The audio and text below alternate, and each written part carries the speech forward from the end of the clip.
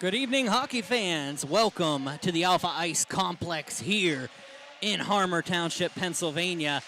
It's a Saturday night here at the Alpha Ice Complex USA rink. It is ACHA CHMA hockey. My name is Brian Mitchell. Thank you for joining me on this Saturday evening. We have Robert Morris and Duquesne. They're out for warm-ups right now. We're going to get started here. Duquesne in the white with the blue trim. The Robert Morris Colonials in the dark blue with the red trim. We're going to go through the lineups real fast before we get started here at 8 p.m. We'll go on a little bit of a break, then we'll be back. For the visiting Robert Morris Colonials, the Colonials coming in 7-6-1 on the season, led by head coach Mike Joseph, assistant coaches James Joyce and Jordan Gaso. Number 1, Parker Rutherford backing up in goal tonight. George Macrocostas. Number 2. Number 4 is Andrew Finnegan. He was a Moon product. Number 6 will be Noah Nicholas. Blake Lodges will be wearing number 7. Keith Reed, the Baldwin product, will be wearing 8. Justin Adamski will be wearing 9. He's from Hampton. Cameron Smith will be wearing 10. Trevor Kohlberg from Chartiers Valley will be wearing 11. Hunter Hodgson from Ringgold will be wearing 13. Nate Mickey, the Penn Trafford product, will be wearing 14. Roman Kramer, the former Robert Morris Colonial NCAA player in his senior season, playing for the club squad, wearing number 15. Tyler Draper and Giovanni Palumbo are scratches for the evening, so is Ben Webster. Connor Moran from Moon will be wearing 18. Alejandro Apu de la Fuente will be wearing number 21. Zachary Love will be wearing 22, the Moon product. Tyler Kovac from Seneca Valley will be wearing 23. Robert Byrne will be wearing 24. Greg Kramer will be wearing number 26. Chartiers Valley product himself. Garrett Walker will be wearing 27. Kevin Mackey will be wearing number 30. And starting in goal this evening, Reno Patrick will be wearing number 31, and backing up Reno Patrick from Penn Trafford, Austin Albert and Nathan Isaac, both scratches tonight. Albert, the Seneca Valley product, and Nathan Isaac, the Mars defender. For the Duquesne Dukes, we're going to get back to that. We're going to switch over to just what we have on the main screen. The Duquesne Dukes led by head coach Conrad Waite, his 6th season with the squad, assisted by Dylan Grierson, Jordan Weigland, Dan Szymanski, and goaltending coaches Sean Maloney. He helped me out with a roster chart tonight. Starting at center, I don't know if this is starters for tonight or not, but at center, number 5 is Sam Hoyen. He's on the left, Hayden Feck. On his right, Shane Nolan, the West Allegheny product. Second line will look like this. Center, Nico Martucci. He was from Penn Trafford. His left wing will be Maximus Mataldo from LaSalle, wearing 13. Martucci wearing 28. And Brian Butler wearing 8. He was Holy Ghost Prep product. Cody Reiser, the Hampton product, will be in the left wing of the third line, centered by Nate McNamara. And on the right is Joseph Reinbold, 38 for McNamara and 17 for Reinbold. Number 20 will be Sean Marshall, the left wing on the fourth line, Holy Ghost Prep product. EJ Ferris at center wearing 24, and CJ Simone, the Central Catholic product, on the right wing wearing 18. The extra skater will be Evan Kaprivnikar. I practiced that like 8 times today, hoping that I wouldn't miss it. Wearing 23. The Hampton product is a graduate student this season. On defense will be Tyler Pontello from North Catholic. Luke Washik from Connellsville on the right defense, 3 and 14 there. Luke Beatty from Franklin Regional on the left defense, wearing 15. Colin Moore from Holy Ghost Prep on the right defense. He's wearing number 4. Tristan Lloyd from Hempfield, wearing number 2. He's on the left. And on the right will be Adam Hoffman wearing 26. He was a Seneca Valley product. Starting in goal tonight, it looks like it's going to be Kyle Plants, the senior from Denver, Colorado, wearing 1. Peter Siolis and Robbie Halama will be backing him up. Halama played for the Seneca Valley Raiders. We'll be back with the opening face-off momentarily here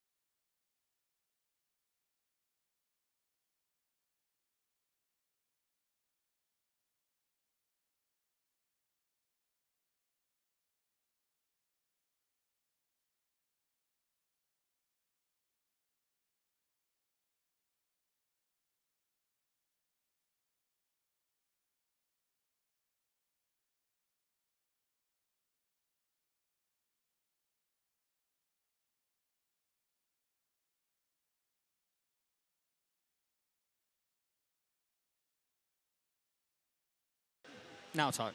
How you doing, everybody? Welcome to the Alpha Ice Complex. It is an ACHA, CHMA matchup here, and I'm actually surprisingly joined by a co-host that I didn't expect to have tonight, Mr. Dave Fryer. Dave, how's it going tonight, sir? That is quite the introduction. Thank you, sir. Yeah. Didn't expect to have somebody on the broadcast. Showed up. He decided to show up, so we take anybody here as a color commentator, I guess. Just kidding, man. It's been a while since we worked together. It is. We're an old team. We go back very far. So yes, we do. Yes, we do. Yeah, thanks for coming up and joining me. Let the introductions here.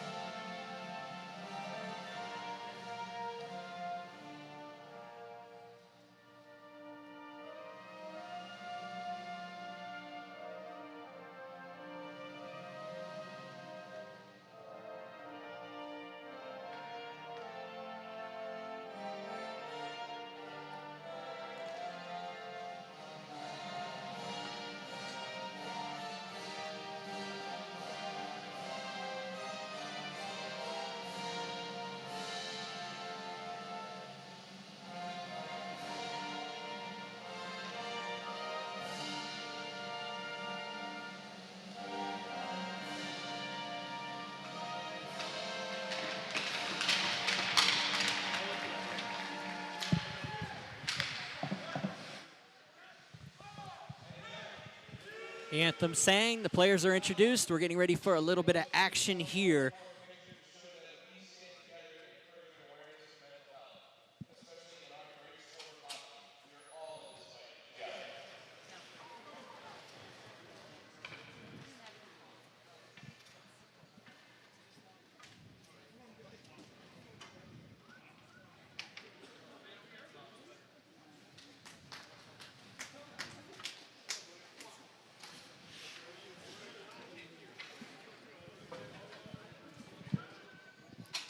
All right, now we're back at the Alpha Ice Complex. It is the mental health awareness game here for the Duquesne Dukes. I am Brian Mitchell, joined on the mic by Dave Fryer here this evening. Long time no talk, sir.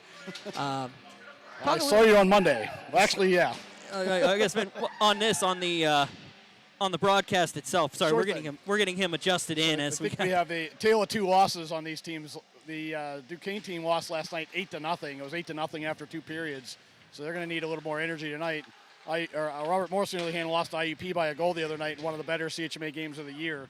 So that's a disappointing loss for them, but they're certainly understanding that they need to bounce back in the same way Duquesne does. So this should be a good matchup in terms of energy and intensity. Yeah, I'm excited. I haven't called a CHMA game in quite some time, a couple years. I had reached out and talked with Conrad Waite today and was asking him, hey, you know, is there a chance I can come in and check it out? He said, yeah, absolutely. So I'm excited to be here. A lot of names that I've covered in the past, so we're underway here. 19:24 remaining in the first period. Puck will be thrown in by the Duquesne Dukes. The Robert Morris Colonels will just dump this one back in deep. We'll have our first icing of the contest. Speaking of people I haven't seen in a while, this will be the first time that I've seen referee Todd Hendry here in a while. I usually get 1 or 2 games with him so far this season. This is the first time I've run into him, so he's one of the linesmen on the contest here this evening. The other one's Banasic. I'm going to get the name on the referee before we get started. While you're at it, the other officials, J.R. Strager is the referee and Pete Banasic is the other linesman. Banasic and Strager. Okay, I was looking for the name of the referee. I didn't get a chance to do that in warm-ups. Back and forth shot on by the defenders, and usually the names come a little bit later as we move along. That was a shot by Colin Moore. It'll go out of the zone, and it'll be picked up by the Dukes, and they'll dump it back in. Switch over to the other lineup card. I don't do well with regular lineup cards, Dave Fryer, you know me. So I got to switch over. They give me nice lineup cards, and I usually go to my old. These teams do us no favors with no names on the back and no numbers on the sleeve, so your work is cut out for you. It's okay. It's brought in, and it'll be picked up and carried around. In comes De La Fuente. He'll come in, wait for the shot. It'll go back into the corner, picked up by Sam Hoyen. Hoyen will carry it out, throw this one up along the center and all the way on net, where it'll be picked up and held on to by starting netminder Kevin Mackey. The Arnold, Maryland native will hold on, and we'll have a face-off to the left of the Colonials net. Despite my introduction, this has not been an intense and exciting game so far. Couple whistles, couple plays around the net that weren't very exciting, but otherwise we had icing and a stoppage for the net, the puck going to the goaltender here. So expect it to ramp up as the game goes on for sure. Absolutely. I'm just trying to get my feet wet here a little bit and remember how the call goes for the college game, used to the high school game at this point. That'll be Tristan Lloyd, the Hempfield product, will try to dump that back in and dump back in by the Colonials. Lloyd will go back in the near corner, will dump it around. That'll be picked up by Cody Reiser. Reiser comes up along the boards. Nope, that was actually C.J. Simone, the Central Catholic product. Back around, picked up and thrown in behind Nate Mickey. Mickey up to the point. Shot on, wide of the net by Andrew Finnegan. Finnegan shot, gets a rebound shot. Roman Kramer goes back into the corner, and it'll be cleared by Tyler Kovac. Kovac dumps that one back out to the point. Carried in and dumped in. Mac Costas. I'm going to butcher that name as this night goes. I'll tell you that much. I put a waiver on how many names I'm going to mess up. That was one of the ones on high alert. That's part of the fun. It is, though. Blake Loges will come in with the puck behind, and that'll get a little bit of pressure on him. Back around, the Colonials try to get it back out of the zone. It'll be picked up at the point across. And that'll be it'll be Luke Washak batting off. Back down and carrying it up is Mac Costas. No, I'm sorry, that is Pontello, Tyler Pontello. We cleared the length of the ice, and icing is the call as Hunter Hodgson couldn't get to the puck in time, so it'll go all the way back down.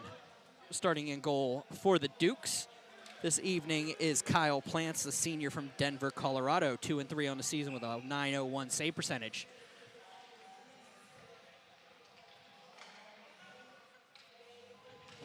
Face-off is won by Gregory Kramer. Robert Morris will collect it right through, picked up a little bit of battle around, shot on, save made by Plants. They'll battle on the near wall, picked up by the Dukes, and they'll pass out. The backhanded attempt could not go out for Reinbold. It'll go back behind the net. The Dukes will have to regroup and send it up, where it'll be picked up by Finnegan. Finnegan will just dump that one into the far corner. The Dukes will take it and dump it up along the boards, back out. Colonials take it. The outlet pass goes up And it'll find Robert Byrne. Byrne's shot couldn't finish it, but a nice little attempt to throw in front by Kovac. It's picked up by the Dukes and cleared. Back out will be Noah Nicholas. Nicholas dumps one up the boards. They'll play Pong and then be dumped in by Nico Martucci.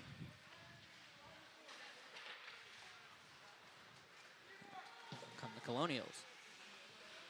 Dumped up and cleared in by the Dukes. Out comes Mackey. Throws one up. Backhanded pass out by Cameron Smith. Finds Robert Byrne, but Byrne loses the puck. Smith will have to come back to try to touch it. It does so after it comes out, and we'll have an offside call. Face off directly in front of the Duquesne penalty box. So I'm looking here, Adam Hoffman, number 26 for Duquesne, blocked a shot a couple of shifts ago. Almost blocked it accidentally in his own net. And he came off, hobbled, and sat on the bench for a little while, but he's back out here now. Duquesne's already, both teams actually are fairly short on defensemen with injuries to the lineup tonight. But another loss for Duquesne would have been a pretty big blow in this game. But yeah. Hoffman's back out there. He looks none the worse for wear. A nice shot on there by Shane Nolan. He'll come back out. Robert Morris will carry it out. Keith Reed, the Baldwin, was a state champion a couple years ago with the Baldwin Highlanders, wearing number 8. And it'll go back out of the zone. Carrying in, Nolan looks for the tip in front by Feck. Nobody home, it'll bounce around. Goes to the top of the slot, kept in nicely. Dumped in by Nolan. Feck up to the point. It'll find Washak. Washak throws one on net, tipped in front, held on to by Mackey, and we'll have a face-off to the left. 14-17 remaining, first period, scoreless here at the Alpha Ice Complex. I'm Brian Mitchell, joined by Dave Fryer on color here for this ACHA-CHMA matchup. So as the game unfolds here, I'm kind of going back to what I talked about, energy and intensity at the start. I think it's a little bit of nerves at this point when players not catching passes or stumbling over their own feet a little bit. It's just a matter of getting back into a rhythm after getting a lot of things in their head coming into this game for both teams. Nate Mickey couldn't get the puck out, but he does get it back off the rebound. Mickey comes in around, shot, save made, rebound, and good save there by Plants. As Mickey was able to get his rebound, tried to go a little bit to the mid-levels of the net, not at quite the high points, and Plants was able to stay with them. 14:03 remaining, face-off coming to the left. It's a big save there. That's the first really good opportunity of the game. A pretty clear look at the net, but Plants cut down on the angle and made it a little bit of a difficult save, but made it look a lot easier than it was. And you're going to talk about the defense being worn down. That was one of those moves that maybe you don't see with a full defensive complement. Absolutely. He was able to get in around. Duquesne's going to clear an opportunity coming the other way. Kramer shot, save made, goes back around, and it's going to be a penalty coming up. I think we had a hook coming out of the zone. That's going to be a slash. Slashing call. Pretty similar there, yeah. We're coming into the zone, rather. It was the Sam shot Hoyer. from the slot was off speed for a reason. Sam Hoyen with the penalty. 13:49 remaining in the first. And the Colonials head to the power play.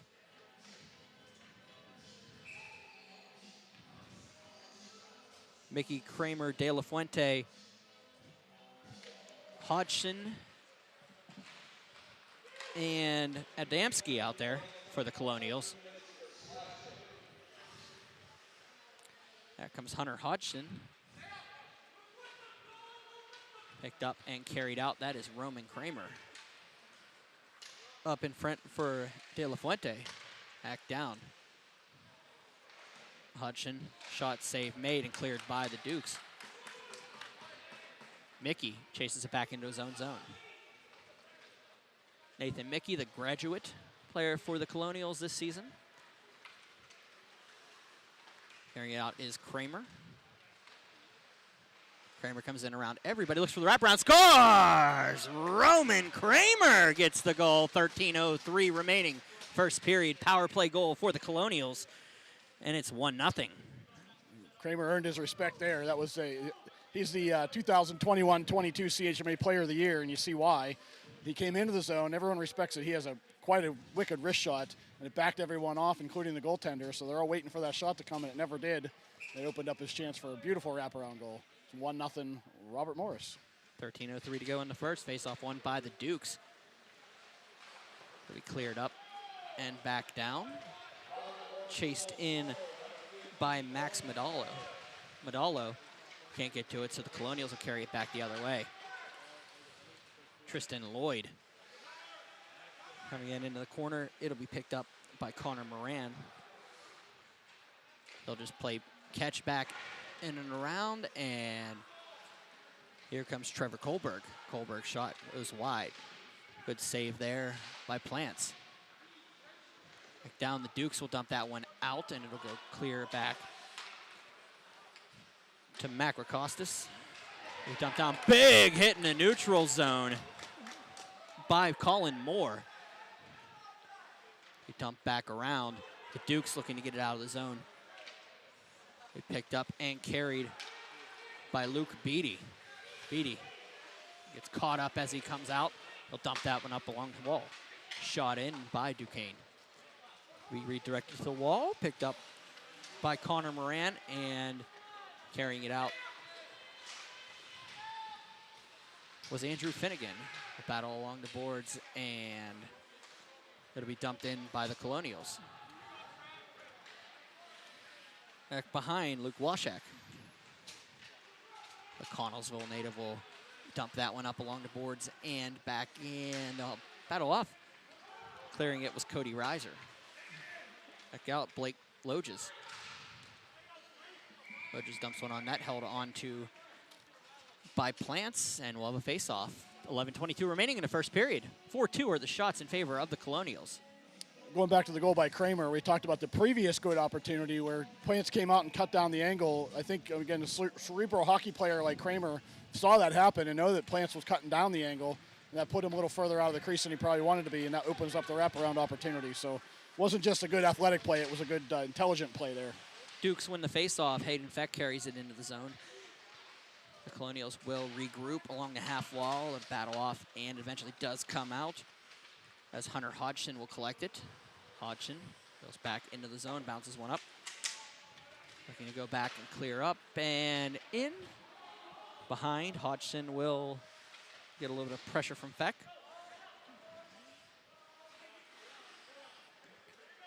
That'll be Cameron Smith bringing it up at the half wall. Back out of the zone. The Dukes will carry it out, dump it down, length, passed on, bounces back on net, but picked up by the Colonials. De La Fuente battles must be a big hit along the wall, as Robert Byrne was the recipient of that Tyler Kovac hit.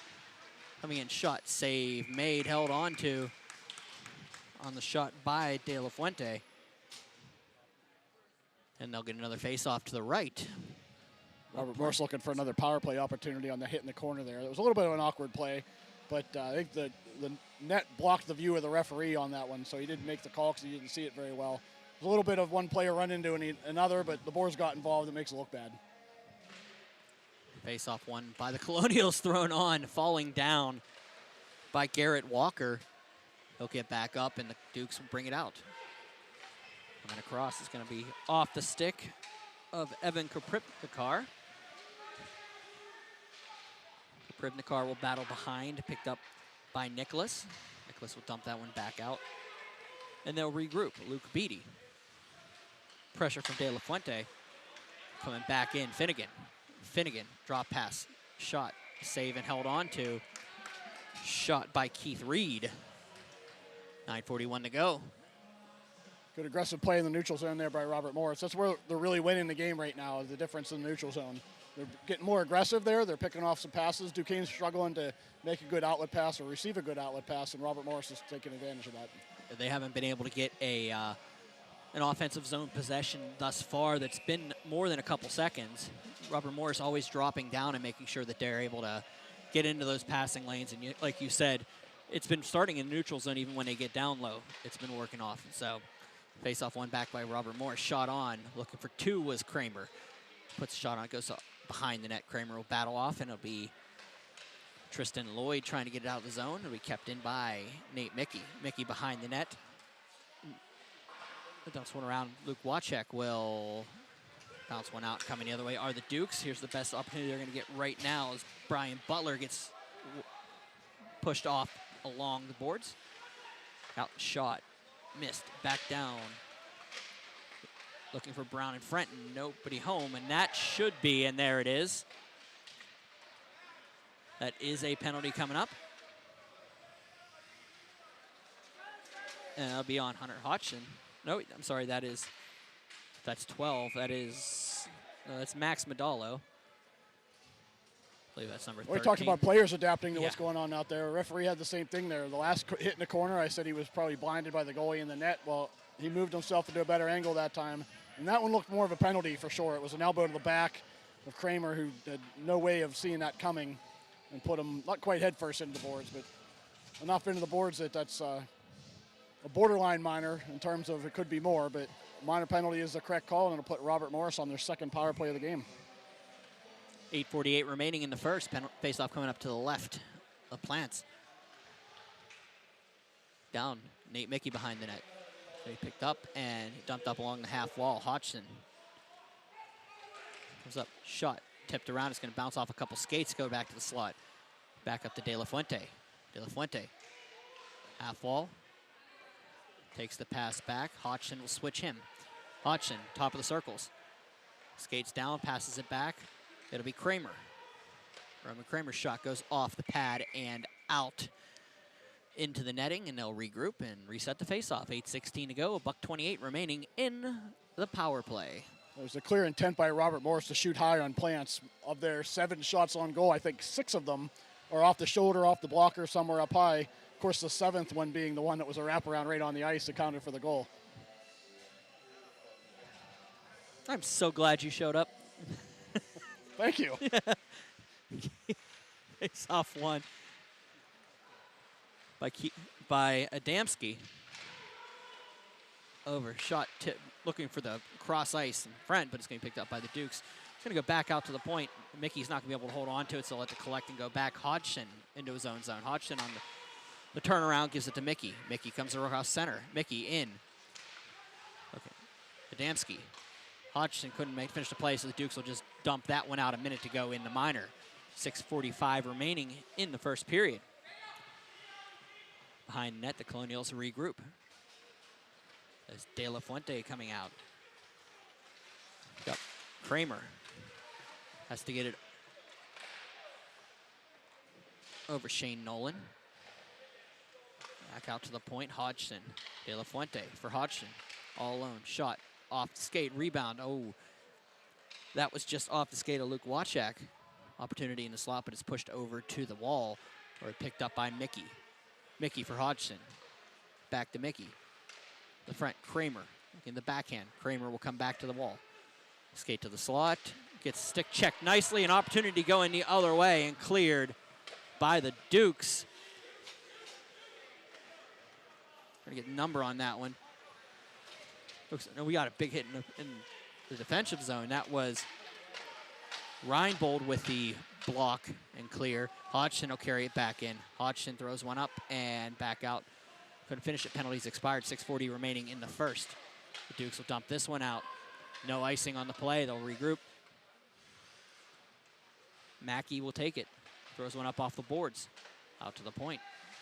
They'll be shot in. Tipped in front on the shot by Colin Moore. Bouncing around was Kaprivnikar. Kaprivnikar will have to put a little more pressure down low. And it'll go back to the point and out, where they'll play Pong in neutral zone. Carrying it in is Tyler Kovac. Kovac gets hit on the way in. And puck will end up in the near corner, goes back across. Bouncing it around on Cameron Smith, and there'll be some line changes. Face-off will come. It'll be intentional offsides. We're going to take that one all the way back down to the Robert Morris zone. That's one of those calls that everyone in the stands screams for because none of them understand the rule. In this case, that was one where the Robert Morris player took a whistle because it was a favorable play to get a whistle there, and that's why we take it all the way back. Sometimes you see the miss on that call. Sometimes it's not a necessary call, but intentional offsides is a tough one. It's not quite a judgment call, but at the same time it is, because you're not sure exactly what their the intention is on the play. Right, that's probably a bad name for it, intentional offsides. It's more of intentionally getting a whistle. When you're not sure what they're doing, they touch it, that's why it doesn't always come all the way back. But when you know you get an advantage by getting a whistle there and play the puck, they will take that down to your defensive zone. Adam Hoffman behind the net will pass that one out. It's going to bounce around, and the Colonials will be back, and getting put down is Cameron Smith in front. There's a little bit going on. They're going to go back and forth. They're tied up, and penalty coming up. I stayed with the play because I didn't know exactly what was going on down low. Still a little action going on. But it looks like Smith was tied up with Adam Hoffman, and they're both going to go. Yeah, I wish that would develop. That was a collision between those players that kind of was awkward, and they got tied up with each other just naturally from the initial collision and ended up on top of each other in a way where neither of them were helping each other up.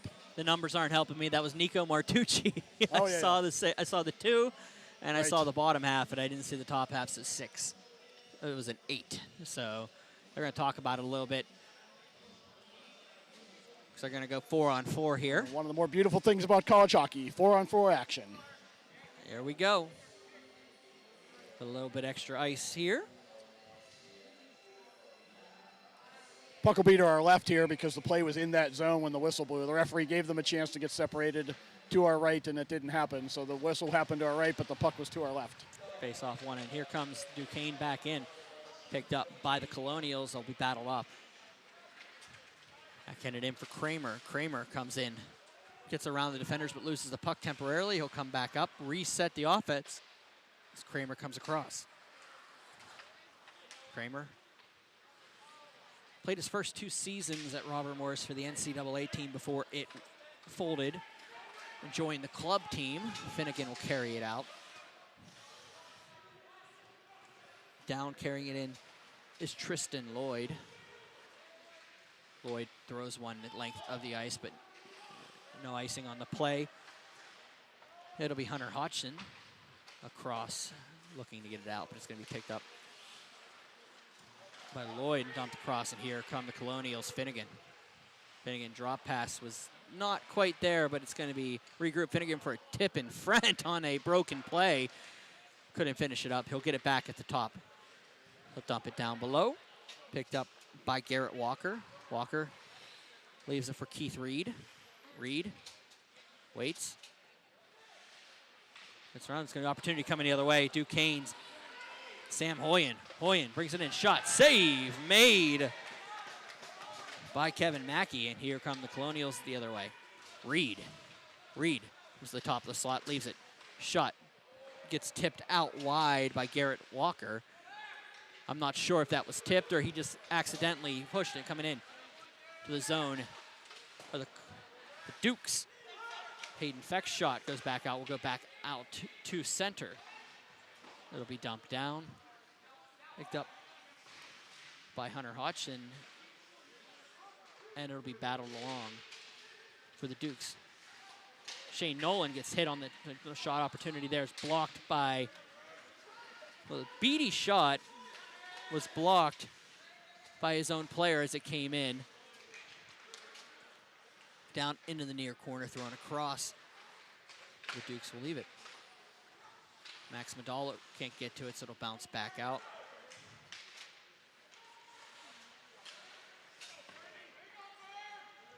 Beatty will drop it behind. And out comes Max Madalo, who throws one all the way the length. It'll be shot on by Brian Butler. They'll go back around. Madalo along the half wall. Throws one through the crease, and it's going to go into the near wall. Picked up by E.J. Ferris. Ferris dumps one up to the point. Tristan Lloyd, shot backhand. Save made on the backhand opportunity. Madalo with that one. And a big save by Kevin Mackey. Coming the other way is Tyler Kovac. Kovac battles along the wall. He picked up by E.J. Ferris. Ferris passes it up. And they'll battle in front of the benches. Puck will get lost, and it'll be Tristan Lloyd battling behind with the Colonials player. Carried in, shot, save made, bounced back out and cleared out of the zone by the Dukes.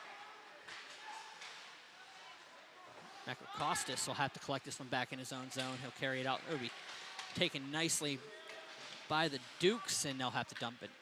The Colonials will have to dump it out. Coming back in. Shot on, blocked, and he gets his own rebound. It was Greg Kramer.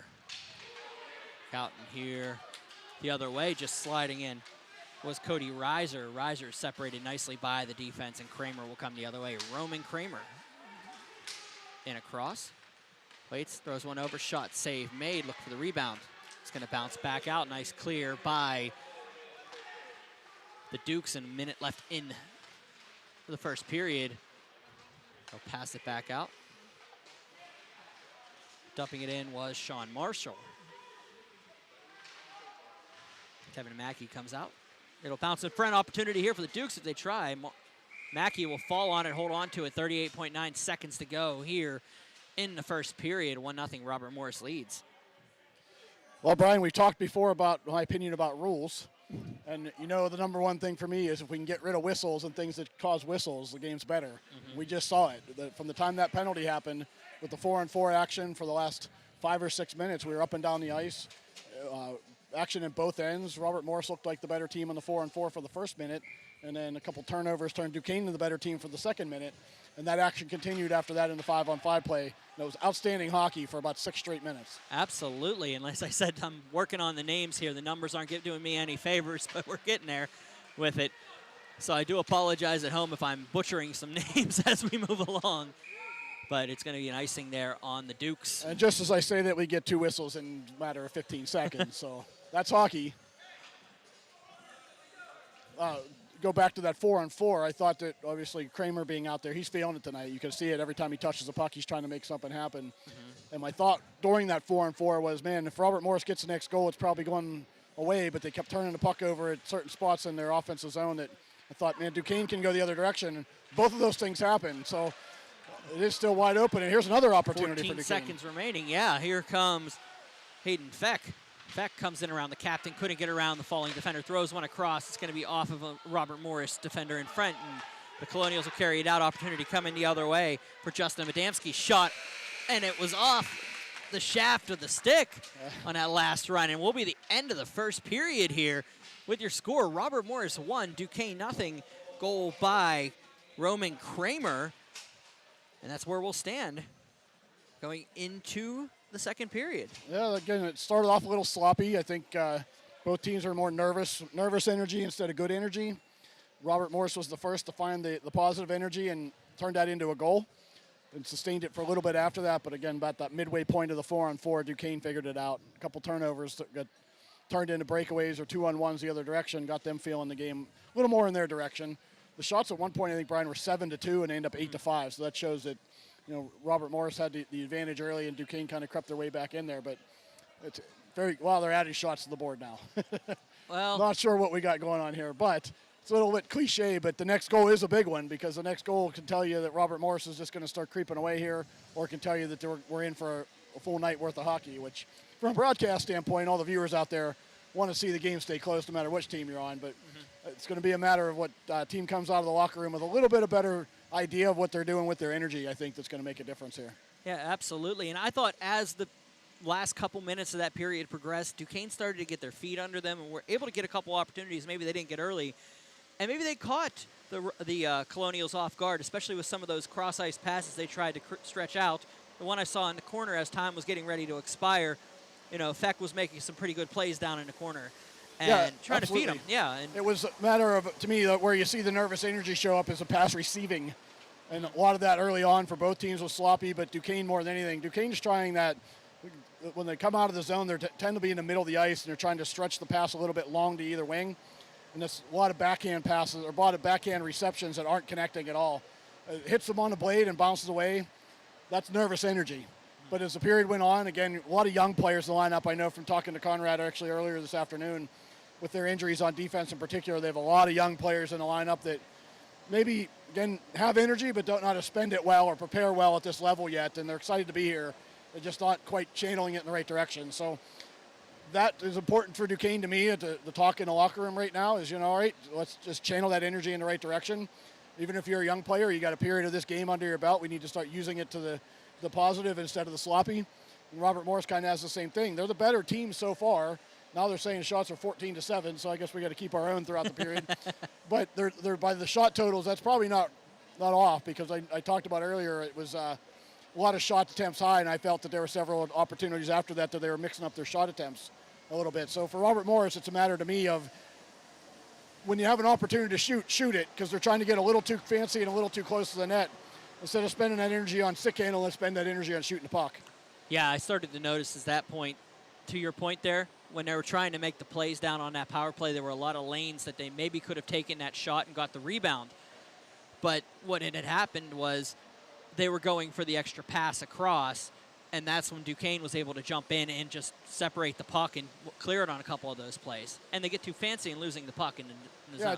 Duquesne definitely does a good job at keeping a defenseman at home in front of the net. So, honestly, counting back in my head of those 14 shots, I don't think any of them were rebound opportunities. And that speaks to, one, what you're speaking of with Robert Morris trying a little bit too much, trying to make the perfect shot instead of just getting dirty with it. And it also speaks to Duquesne doing a good job with Plants, one, not allowing rebounds, and when there are rebounds, there's a defenseman right there that's ready to clear the house. All right, we'll be back here with the second period. It is 1-0 Robert Morris leading Duquesne. I'm Brian Mitchell. That's Dave Fryer. Be back in a second.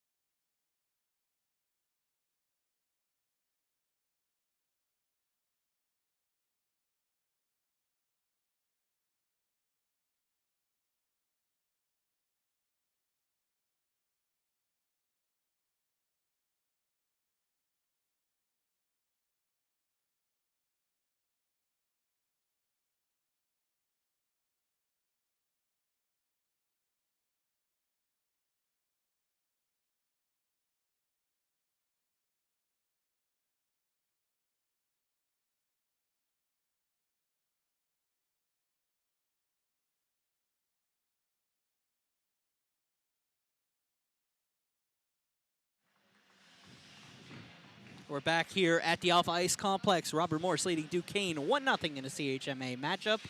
Here it's Brian Mitchell with Dave Fryer. It's Berg Hockey Night here on Pittsburgh Hockey Digest YouTube page and on the 10-Band TV Roku app and Amazon Fire, so you can watch it on your smart TV if you're out there at home. Dave Fryer, what did you see in that first period that you liked and what you didn't like? Yeah, one, I'm impressed by all the places you can watch this or listen to this game, so hopefully there's a lot of you out there.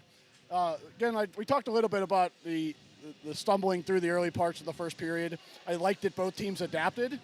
Again, I think Robert Morris adapted a little more quickly than Duquesne, but in the end, it was a pretty even matchup over the last 7 minutes or so of the hockey game. From that 4-on-4 on. It was pretty well back and forth. I think Duquesne maybe had a little edge at that point, but with the 1-0 score, Robert Morris is also going to pick and choose their chances. So I hope, for our sake, Brian, that we come out the second period and see a lot more of that, because that, again, not a lot of whistles down the stretch, some exciting back and forth hockey, some good scoring opportunities at both ends.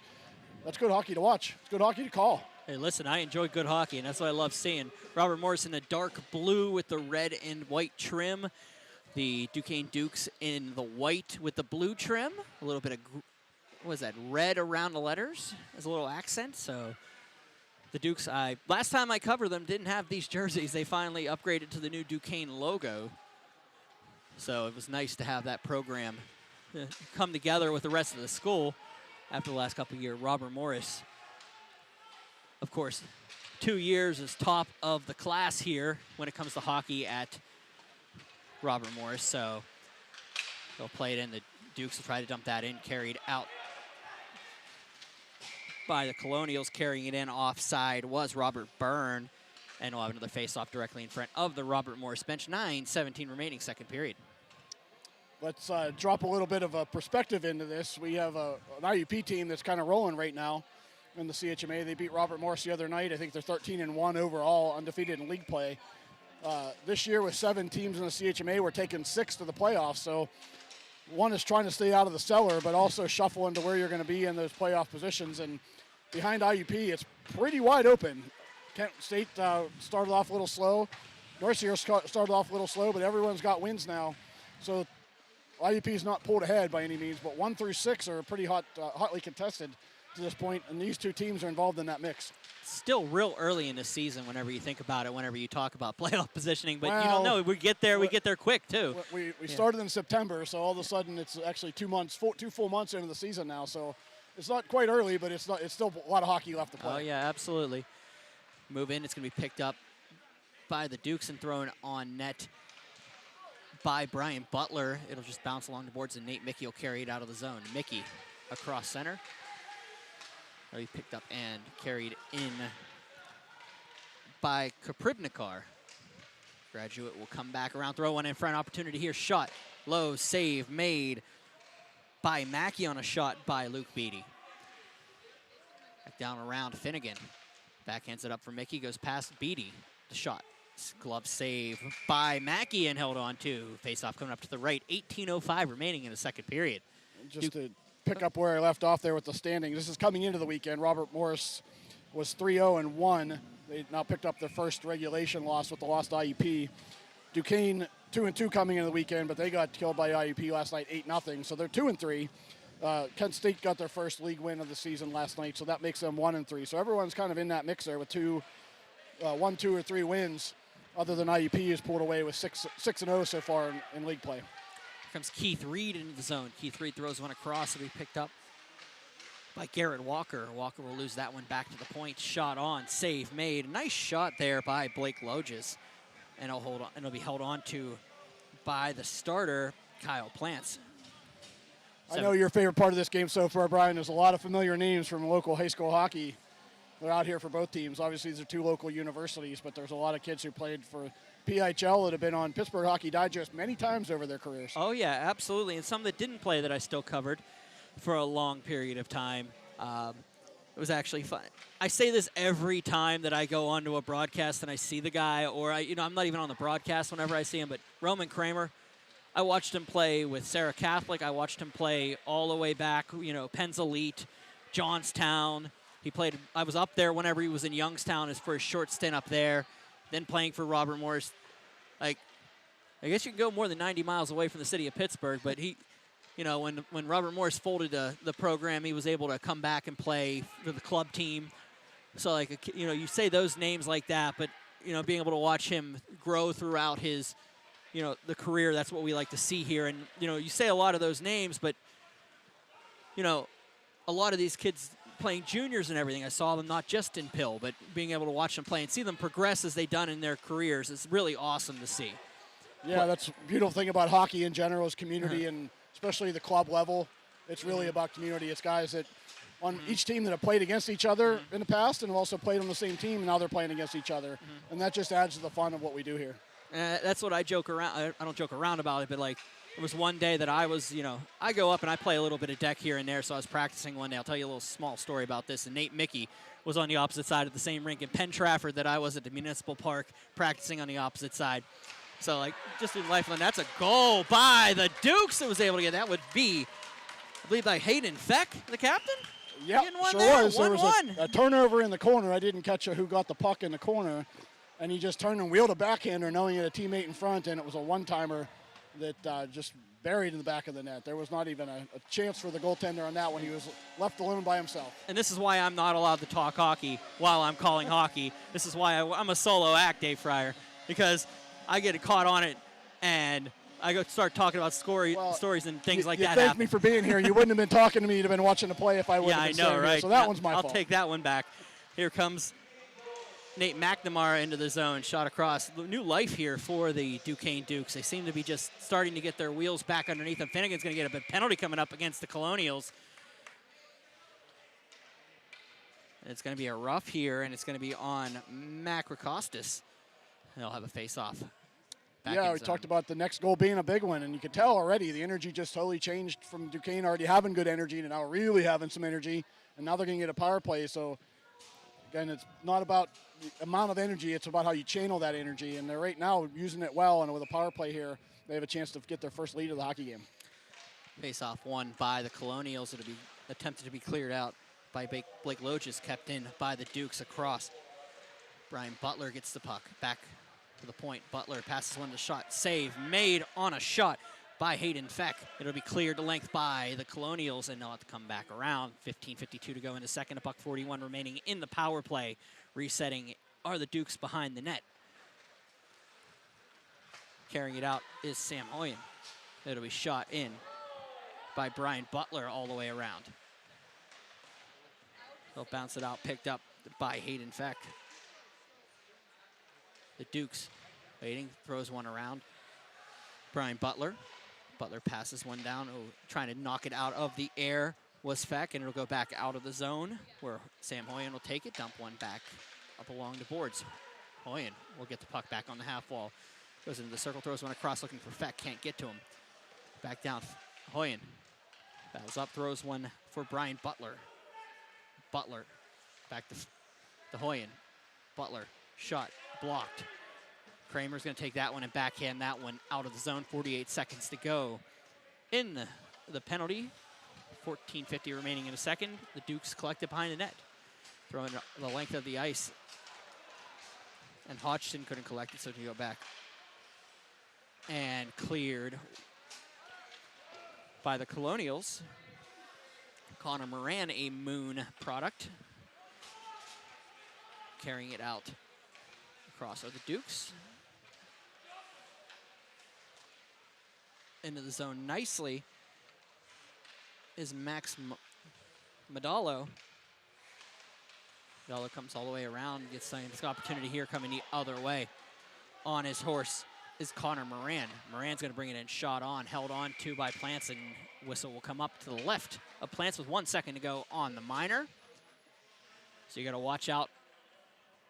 We had mentioned earlier a bunch of injuries on each team. One of the injuries, well, we talked about defensive injuries more than anything, but one of the injuries Duquesne as a forward is E.J. Pohl is out of the lineup, 22.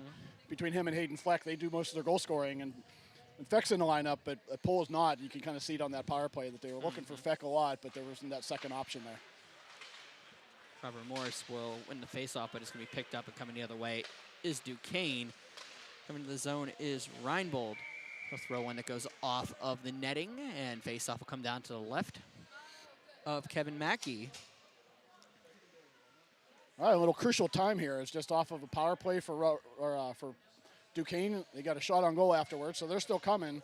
But the next 5 minutes or so, maybe go with 4 minutes till the halfway point of the period, is going to kind of feel out who has the true momentum in this hockey game right now, or if we're just going to keep trading chances. Adam Hoffman will dump one behind the net. It's going to bounce off of everything and all right in front of the net. The Dukes couldn't get to it. They'll come back along the half wall. Picked up Hoffman, or Martucci dumps one down. Martucci back around for Hoffman. Martucci in the far wall. Back down, already picked up by Reinbold. Reinbold throws one up along the boards. It'll be dumped back in. Reinbold kept back out, kept in by Tristan Lloyd, and it'll be kept. Oh, here we go. Opportunity the other way. Shot, save, made off the post. Rebound, save. Bounces around, look on the backhand, and it's going to go back out to the slot and cleared. Out to Hoffman, who dumps that one out, bounces off a couple players, and it's going to come out for the Robert Morris Colonials. Here comes Keith Reed. Keith Reed into the zone, shot wide of the net. It's going to come back down to the half wall. Back out, the Colonials will battle off, and here comes Sam Hoyden. Shot, save, made, rebound. Oh, couldn't get a stick on it.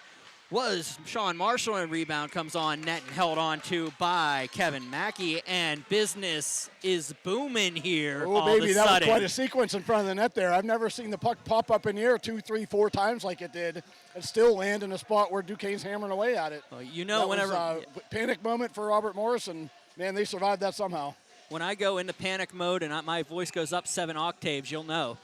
Usually you have panic mode in the goalie situation there, and yeah. Rutherford was in that kind of situation for a little bit, but not Rutherford, whoever's in net tonight for Robert Morris. It is Kevin Mackey. Robert Morris was definitely in panic mode across the board there. Their octaves were through the roof. But somehow, every time the puck landed, it was within a foot or two of the goal mount, too, and just never went in. Got a penalty coming up here. I think it's taking coincidentals here. I think they were a little active with their sticks on each other. High stick and a cross check. So Hunter Hodgson working each other with the sticks. Hunter Hodgson, and it's going to be Sam Hoyen. Oh, sorry, that is going to be Hayden Feck heading off. So coincidental minors here. We're going to go open ice again here. Yeah. Again, we can't trust necessarily trust the shot clock tonight, but it's 16-16 after being 14-7 at the intermission. So if they're keeping up with it, Duquesne's definitely pouring it on this period. And they had another opportunity in front by Hoyen. Was going to Finnegan take the puck, gets separated, comes in. Hoyen on the backhand, save made. Net comes off, but he's got the save and hold. Little subtle play there. I think it was Shane Nolan, 21 for Duquesne. He's a smaller player, but he plays with a lot of speed and a lot of energy. Instead of trying to throw a big body check there, he just threw a body check on the boards basically and separated the player from the puck, hit him in the hands more or less, and caused a turnover, and it's right back at the Robert Morris net with a good scoring opportunity. Subtle, but very effective. I seen him do that a lot back in his days at West Allegheny. I mean, the kid would just be able to fly through and he would get behind you because of his size and his speed and get around you, but he's been adding that little bit of physicality to his game as Absolutely. It takes a little extra to do at this level, too, because at the high school level, he's not necessarily a small player. At this level, he is a smaller player, and still using it. No, not necessarily size to his advantage, but using some physicality to his advantage. He was a small player at the high school level. I remember him. We'll go with that. I was trying to be nice. I'm too honest. Small, but a very effective hockey player. He is a very effective hockey player. I never said anything bad about it. He didn't have the size of it, we do, and that is and we got Brian Butler is still down behind the net, along the side of the net. He's having a hard time getting back up. They'll go back and forth, and they'll whistle it down because he can't get back up while play's coming around him. So they'll have a hold here. 11:56 go in second period. And that is going to be... The call is Adamski, I believe, for holding. It could have been interference or holding. They just kind of got engaged with each other on a forecheck, and Adamski just grabbed on and tried to move the guy out of his way and took him to the ice, so that made the call a little more obvious. Robert Morris not happy with the call. A little heated exchange here between the bench and the referee.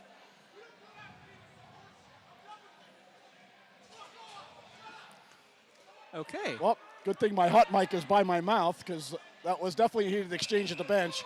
I believe that Robert Morris is upset because on the previous penalty, the referee went to the Duquesne bench very quickly, but went to the Duquesne bench, and then all of a sudden Duquesne gets a power play here, which optics are there, but there was a legitimate penalty nonetheless. Back around. It's going to come up, and it's going to be Max Medallo. Going to take that. Now back out to the point, up to the top of the circle, shot on, just wide. Goes back over for Luke Wachek. Wachek to the point. Across for Luke Beatty, back up for Wachek. Wachek for Beatty.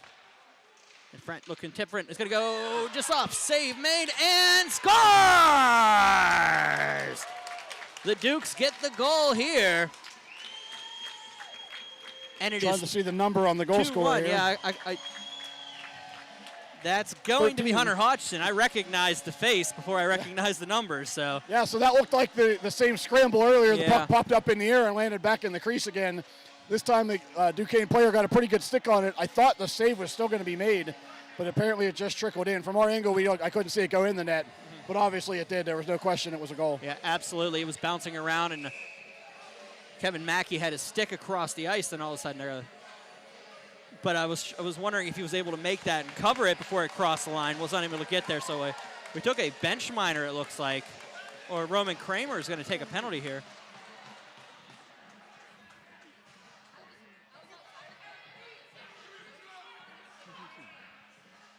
All right, so I don't know what exactly happened there. There was definitely a comment made by Roman Kramer that drew it at 10.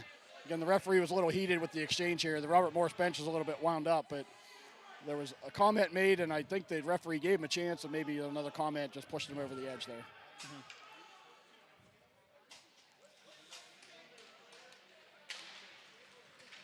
So we had a 4-on-3 power play goal that wipes the penalty off the board gave them the man advantage, but the original coincidentals are still up there to make it 4-on-4 here. And another penalty coming up against Robert Morris as Justin Adamski just pulls down a player, so they'll have another minor coming up against Robert Morris. Mickey will take it. Oh, I'm sorry, it's going to come up against the Dukes. I'm sorry, I thought I saw Adamski take somebody down, but it wasn't. It was the Dukes taking down a player. Back down and cleared, and here come the Dukes the other way. And they'll get the two players back on the ice, but so I believe what happened there, the Duquesne player threw a pick, and Adamski put his arms up to try to kind of react to the pick there. And yeah, he probably could have pulled him down with that, but it was a result of the Duquesne player initiating the contact. And my apologies, the goal was for Max Medallo. I got my 13s crossed. Hodgson was in the penalty box during the penalty. When you don't see the teams come out as often as you do, it's hard to make the call. As long as we get it right in the end. That's what we talk about as referees. Yeah. Get it right in the end. Get it right in the end. So I want to make sure I clarify it was Max Medallo with the goal on the power play to make it 2-1. The Colonials will head to the power play here. 5-on-4. Subtle note to this one, Roman Kramer's on the penalty box for this power play. It'll be Keith Reed passing it back to the point. That's Hodgson's shot. It goes wide of the net. Back behind. The Dukes will dump that one up. Dukes, dump that one the length of the ice and clear down to Kevin Mackey. Mackey battles around, but it's going to bounce off a player. They'll have to regroup Hodgson behind the net. See, both teams are red, white, and blue. So that's my excuse. Back down and around, the Colonials will pick it up, carrying it out, and being pulled down, and another penalty coming up. Nope. Yep.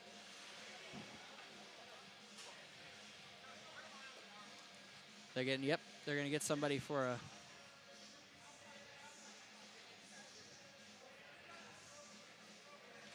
Net came off?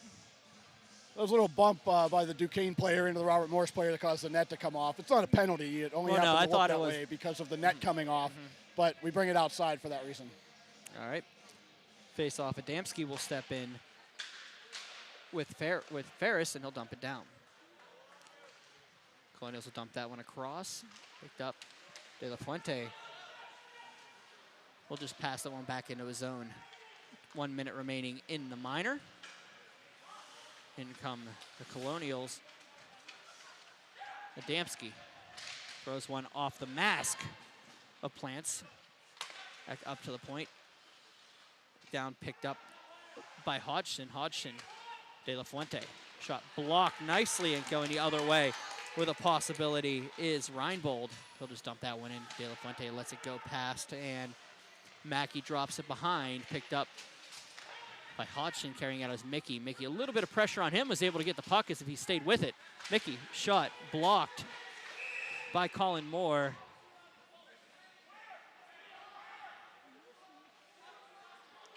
Calling too many players on the ice.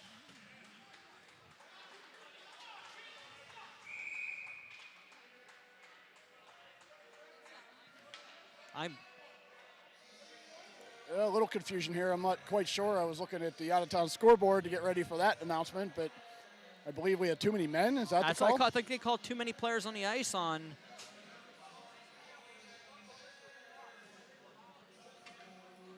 So it'll be against Robert Morris. Yeah. Taking the face-off to our right. I mean, the Yep. 4-on-4 ended, so they put players came on the ice there. I'm not sure if the Robert Morris player went and stayed in the action and they sent a player over from the bench, but they're not disputing this one, so they must be right. Trevor Kohlberg will head off for that minor.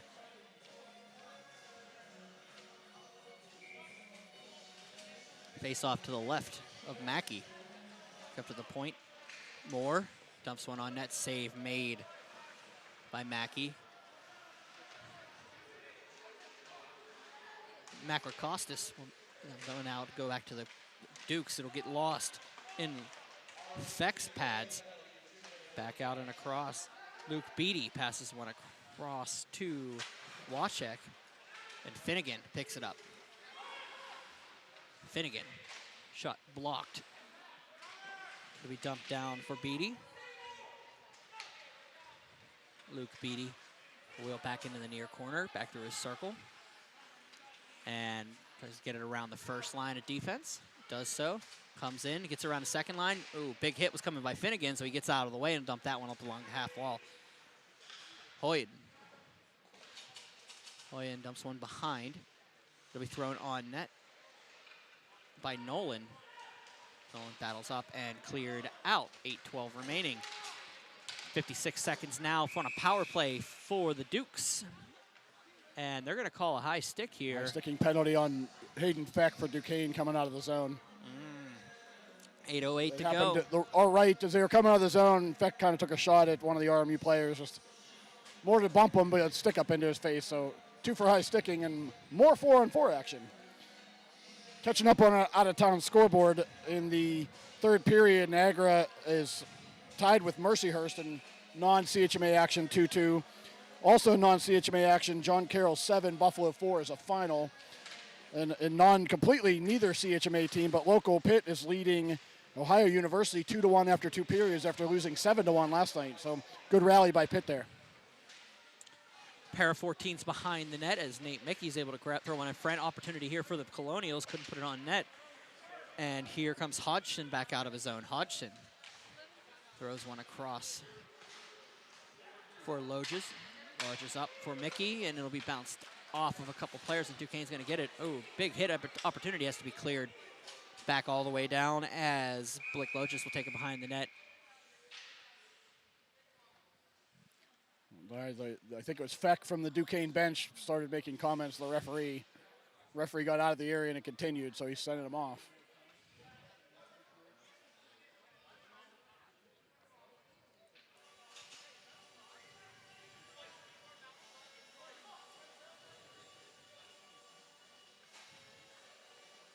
It's a big loss for Duquesne unless it's just a 10. A 10 would put him out for the rest of the period, so it could be that. Just get him out of here if he's running his mouth. But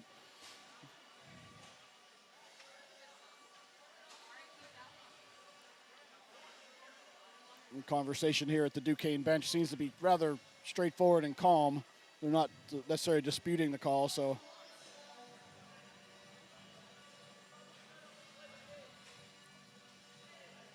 I'm just going to make a very large assumption here that it's a 10 to get him out of the playing area for the rest of the period.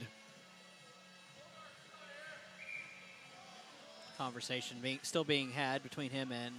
So Duquesne will have to send someone into the penalty box here to serve the remainder of the 2 minutes of the high sticking penalty of the Feck. But unless we get an announcement, we'll have to check between periods on what the actual call was. And that will be Krivnikar for the remaining 18 seconds here. Robert Morris will have a power play whenever that expires, about 1 minute and 7 seconds. That will face off directly in front of the Duquesne bench. Feck doesn't want to leave. He's still standing in the runway, so they have to make sure he's out of the visibility. Yeah, again, not too much resistance from Duquesne on that one. I think they knew something was up. No. I watched the conversation between Conrad Waite and and the officials, and it was pretty straightforward. Yeah, I get it, I think is what he ended up saying. So back and forth. Here comes the opportunity here. Shane Nolan trying to come in on a missed play by Mickey. Back in the corner, Nolan will throw that one on. Back behind, Mickey will have to regroup. Set up the offense. Another penalty coming up again. Duquesne. Yep, Duquesne's going to take another minor here. And things are unraveling here at the Alpha Ice Complex. Mickey back down, and it'll be touched by Moore, and another penalty coming. Rough is what they're going to call. And it's going to be on Shane Nolan. Yeah, it was a roughing call. I saw the referee's arm go up. It must have been something higher in the slot, maybe. I was watching the puck by the net and saw his arm go up in the corner. So got a not sure on that one, but I, again, don't see Duquesne disputing the call here. So 5-on-3 for the Robert Morris Colonials here. 7:03 remaining in the second period.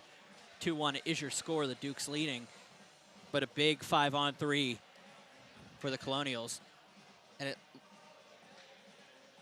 we talked about the energy, using the energy in the right direction. Right now, neither team's necessarily doing that, and that's putting a lot of penalties on the board. Hodgson will take the puck, but Kramer's still in the box. He took a 10 on that minor. Yeah, so he got a 10. Hodgson shot, save, made, opportunity there, up to the point, up to Hodgson, over to Mickey. Mickey takes the top of the slide across for Hodgson.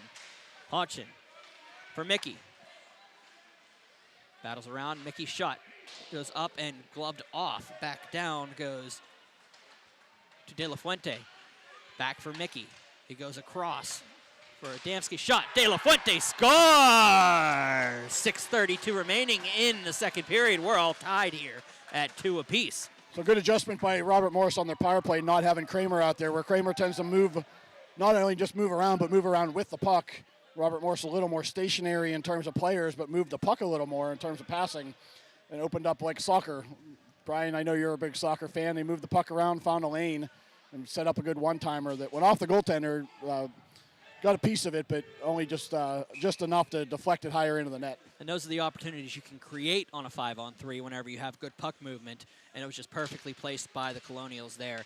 Although the falling didn't exactly help out, but it definitely worked in the end. That's true. It's still a great shot. I mean, the idea there, get it off quickly. Don't worry about angle. Just get it on net, and that paid off. Carrying it in are the Colonials. Here comes Adamski. Adamski gets battled off in the corner. Mickey behind. There's still a power play for 1:10. Colonials up to the point. Hodgson for De La Fuente. De La Fuente across for Hodgson. Waits. Throws it to Mickey. Nathan Mickey. The Penn Trafford product passes it back for Keith Reed. Back up for Hodgson. Hodgson waits. Backs for Reed. De La Fuente throws one across the crease, and it's going to be a penalty. Another minor coming up against the Dukes.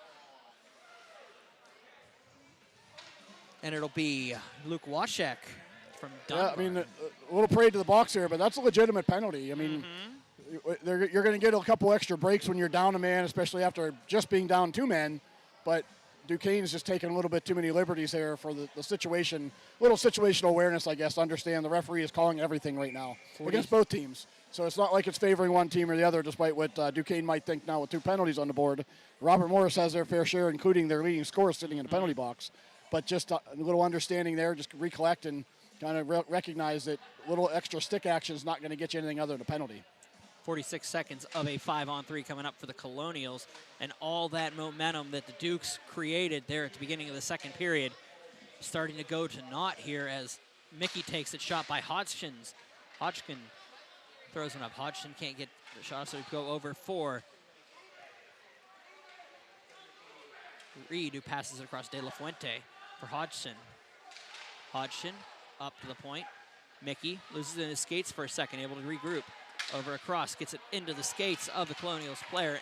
And it's going to be a penalty coming against Robert Morris as Mickey took an extra shot after the play, and he'll head off. 5:15 remaining second period. I saw that one after the unnecessary shot after the play. So there we go. Intent there was to stop Duquesne from getting a line change. The goalie had come out and played the puck, and Robert Morris was trying to slow the players coming out of the zone. So same thing, little awareness. You got a 5-on-3 as a team down 5-on-3, despite what I just said, maybe have a little more freedom. But when you're up 5-on-3 for the second time this period, every little thing that looks like a penalty is going to be a penalty. That's just the way the game is supposed to work. So you got 13 seconds of a 4-on-3, And then you've got a $1.15 of a 5-on-4, sorry, a 4-on-4, and then the remainder is going to be your power play for Duquesne, and they'll just clear it out, kill a little bit of penalty, and dump it down. They're around Mackey. 4 seconds to go on the minor. They'll give you even here now. They'll clear down and hit in front. They'll go back around, shot across. It'll be the Colonials trying to get out of the zone. The Colonials dump that one in on net. Stopped by the goaltender Plants. They cleared out by the Dukes. Brought in by Robert Morris, shot on. And it'll be picked up and cleared out by the Dukes. Back across, looking for an opportunity here on a shot. Kaprivnikar with the shot and a save by Mackey.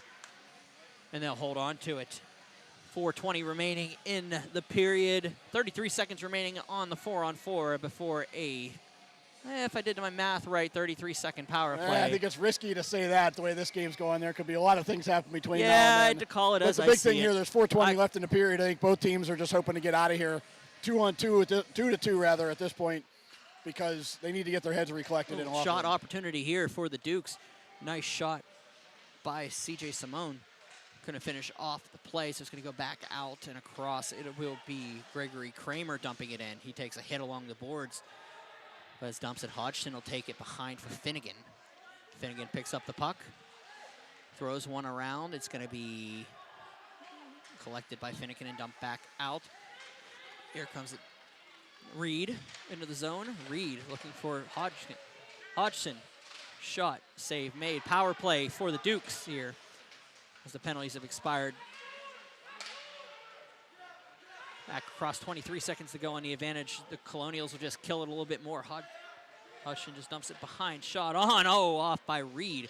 Hodgson shot. Need to regroup here at Damsky behind the net. Damsky battles off, and Hoffman waits. 3 seconds, 2 seconds, and the power play will expire for the Dukes. And we are 5-on-5 for the first time in a while. Carrying it in is McNamara. Shot, ooh, nice shot there by Reinbold. Back out and cleared, and here come the Colonials. Into the zone is Byrne. Byrne passes across, blocked nicely by Luke Beatty. And back out of the zone, it'll come the length of the ice, and there'll be an icing call against the Colonials.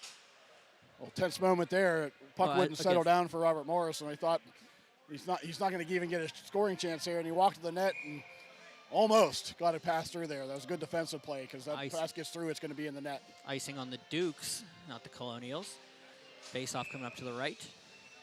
It's an equipment issue right now with goaltender Kyle Plants. Got to get that checked out. Looks like it's a strap around the skate came undone. He's going to have to get that one regrouped. Maybe a heady play by the goalie here. The referee's going to give it to him, because everyone in this game probably needed that icing and a little bit of a breather. Down the battle off in the corner. Beatty behind the net. Franklin Regional Product will just dump that one the length of the ice on Mackey. Mackey takes it on a backhand, throws one up to Kovac, Tyler Kovac. Get one past Macrocostas, and it'll be dumped in the length of the ice back around for Tyler Pontello. Pontello passes one around. He'll play catch and throw one out, trying to catch Cody Reiser on the rush. Couldn't get to him, so it's going to be taken the other way. And turnover behind for Joe Reinbold. Bounce out to the point. Shot gets blocked, and the Colonials try to take it the other way. It'll be dumped back in. We'll have to play it. Macrocostas up along the half wall and carried out by the Colonials. Connor Moran goes behind, but it's going to be picked up and almost turned over by the Dukes on the carryout. 1:41 remaining in the period. We cleared down. The Dukes will take a nice play opportunity here for E.J. Ferris. Ferris. This is one back out to the point. 2-2 is your score. I'm Brian Mitchell. It is Dave Fryer on color here this evening. ACHA CHMA action from the Alpha Ice Complex. It's Duquesne and Robert Morris tied up at 2. Coming in the other way, trying to get around the play nicely was Kaprivnikar, couldn't finish it up, so it's going to go back on and behind the net. Noah Nicholas passes one up along the half wall. Back out carrying it is Garrett Walker. Walker throws one across. Macacosta took a hit on the wall. It was a set-up opportunity here for the Dukes. Back out shot by Reed. Couldn't get enough on it to be able to get it out of the zone, so it does come out for the Dukes and it'll be dumped in. Kaprivnikar puts a little pressure on Colonial's forwards and coming the other way is De La Fuente. De La Fuente with the tying goal on the power play. That should clear Roman Kramer for one more shift this period. He'll step out of the box. As his penalty expired about a minute ago. If you heard it when it was dumped on the Robert Morris net and Mackey caught it, the one person in the building yelling, "Hold it, hold it, hold it," was Roman Kramer from the penalty box. But he's going to get his chance anyway here. I expect he's going to come hard now. I feel like he missed an entire game in that box as we went along. That's true. He probably feels the same way. Yeah. Back out and cleared by the Dukes. They'll chase it down. It'll be picked up by Blake Loaches. 25 seconds to go in the second period. Look around. Ooh, Shane Miller came across trying to separate the puck there, but it'll be picked up by Hodgson. Hodgson up to the point. Adamski, a cross shot. Save made! Rebound, another save! Beautiful save there by Kyle Plants, and on the rebound, he was able to reach up and knock that one down with 9.6 seconds to go. I don't know where Kyle Plants is going right now, but a victory lap maybe. There's still 9 seconds left in the period. Yeah. But man, what a save that was, Brian. Oh my. He made the first save off the blocker, then as he was coming down, the second shot came up. He was able to jump up enough, use that core strength to get the arms outreached and able to knock it down. The third shot came in and missed the net high. What a sequence of events there for Plants. Down, it'll be one back. Robert Morris is going to take it. Adamski's going to take the shot. Save made, and it's going to bounce around. It's going to go to the end of the period with your score. Robert Morris 2, Duquesne 2. Well, so I'll go to one thing that from our distant past, it felt like a full game ago, and I said the next goal is going to kind of dictate whether this is a little bit of a stretch win by Robert Morris or this is going to be a very close back and forth game. And that goal by Duquesne that not only tied it but gave them the lead, that little surge right there was big. But in the final minute here, let's not forget this by the end of the game. Those saves by Plants, not only the one that we talked about and the rebound, but the one there in the last couple seconds when Adamski walked out of the corner kept them tied going into the intermission, which is a big difference at this point. So a lot happened in that period, Brian. All of it was pretty exciting. Well, we're going to be back for the second period here momentarily. We're going to take a break real fast. We got 11:30 remaining till the end of the period, so we'll be back. I'm Brian Mitchell. That was Dave Fryer. 2-2 is your score.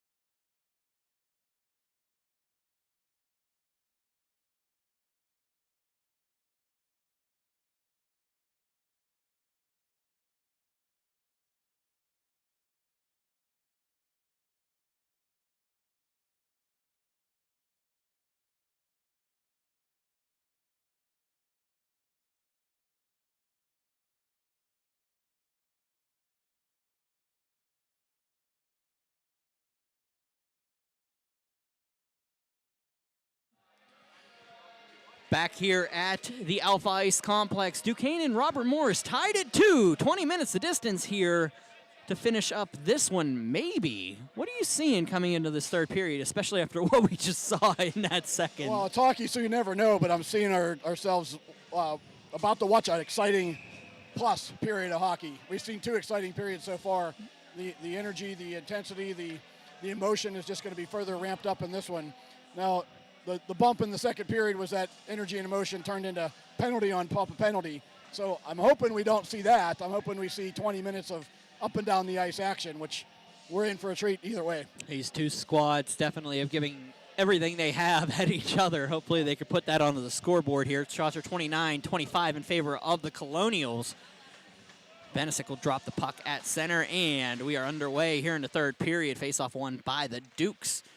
Back across. Beatty will pass that one across, and it'll be cleared in. And icing is the call. So much for that, 11 seconds of nothing. So the other thing I would expect to see this period is that, again, I hope to don't see a ton of penalties, but if we do see a power play, that's the moments of the game that could change this game. Yeah. You know, we talked about rebounds and things in the first period, but both teams' power plays have looked threatening, and that could be a difference in the third period. This is one of those games where the game plan goes out the window when the emotion sets in. So let's see if they were able to regroup and get the emotions under in the locker rooms. That's probably the big details here. Hodgson's shot, save made, looks for the rebound. Nice tie up in front, picked up by the Dukes and cleared out. Coming out, Sean Marshall. Shot on nicely by CHMA. And it's going to be picked up by the Colonials, who'll get muscled off. And out comes Kramer. Roman Kramer in across. Opportunity here. Passes it over for Adamski. Throws one across. Tip in front. Scores! What do they call here? It's a goal by Roman Kramer. 3-2 is your score. Close to interference, but I don't think so. I don't think so. Saw that was Adamski made a great play to dance wide there and get on the backhand. He held it for that extra second to allow Kramer to get to a spot. Kramer didn't have a stick. So the pass to the front went off of Kramer's skates without a kicking motion, just off his skates and right in the net, and then Kramer tripped over the goalie and into the net. So good goal there. Very heads-up play, obviously, by Adamski. But beautiful play at the blue line by Kramer to get the puck into the zone and get it to Adamski. And we're 3-2, just like that. 9:17 remaining in the third period. And, yep, the Colonials take a big lead, a one-goal lead. Those early goals are important, especially in the third period. Finnegan will dump that one back down, but it'll be bounce off a couple players. Wachek. Wasak throws one across. De La Fuente is going to chase that one in the near corner. Battled off by Pantello. Behind the net. 2 Colonials running into each other behind the net. And the Dukes will able to get it out. In comes the Duquesne Dukes. Martucci just dumps that one into the corner. Picked up Nolan's shot wide of the net. Up for Tristan Lloyd. Lloyd will dump that one down, looking for Sam Hoyen. Hoyen gets hit high by Finnegan. They're going to call a penalty on that. I think an elbow did come up on Nolan. Let's see what they call. There. Yep, that was. I saw the elbow come into the face. Yeah. So left his feet to do it, so that didn't help. Something rewinding back to the second period we'd asked about and didn't get an answer to. I do not see Hayden Feck on the Duquesne bench there, so that must have been a game misconduct that keeps him out for the remainder of the game. It could have been a 10. Became a game whenever he refused to leave the ice surface. That could be it too. Yeah. So the captain way, is back out. To what we talked about, Robert Morris has a 3-2 lead, but now the first power play goes to Duquesne in a crucial situation here. Doesn't necessarily need to lead to a goal, but it needs to get them back a little bit of momentum, if not a lot of momentum. McNamara wins the face-off back for Hoyen. It's thrown across and cleared out by the Colonials all the way back down. Kyle Plants will come out behind net, leaves it for Sam Hoyen. He'll wait, figure out where the offense is going. Everybody peels back, so he comes out of the zone unimpeded. Hoyen will dump that one in around. It's going to be picked up by Mackey and then turned over to the Dukes at the blue line. Back in, McNamara up for Hoyen. Across, back for Hoyen. McNamara into the slot. Opportunity was sent in by Joe Reinbold, and it'll be cleared up to the point. Hoyen across, and Hodgson makes a stop there, but A little surprised that clearing attempt by Mackey didn't come out. He's really good with the puck. It just sounded like it hit a dead piece of glass over there, and it gave Duquesne an extra opportunity. But shout out here before I forget, because I kept seeing him making big plays in the second period. Feck is in the penalty box. He is in the penalty box, so that Okay. must have been The a 10 10-minute, eye okay. there. I want to mention Hunter Hodgson's played a phenomenal game for Yes. Robert Morris on defense. Been all over the place in the defensive zone. And you talk about those young defenders at the college level having to step up with all the injuries that they have going into this game. So hats off to all the defenders out there. Hunter Hodgson's having a heck of a game today on both ends of the rink. Plants will take the puck, and he's going to have to throw it behind. boy. Low pressure for Cameron Schmidt. Oh, A little confusion there between Kyle Plants and his defenseman led to a turnover and almost another wraparound goal that Plants came flying across, knocked the net off in the process. But everyone in the white in front of us held their breath for about 3 or 4 seconds there when that turnover happened. face-off coming up to the left of the netminder.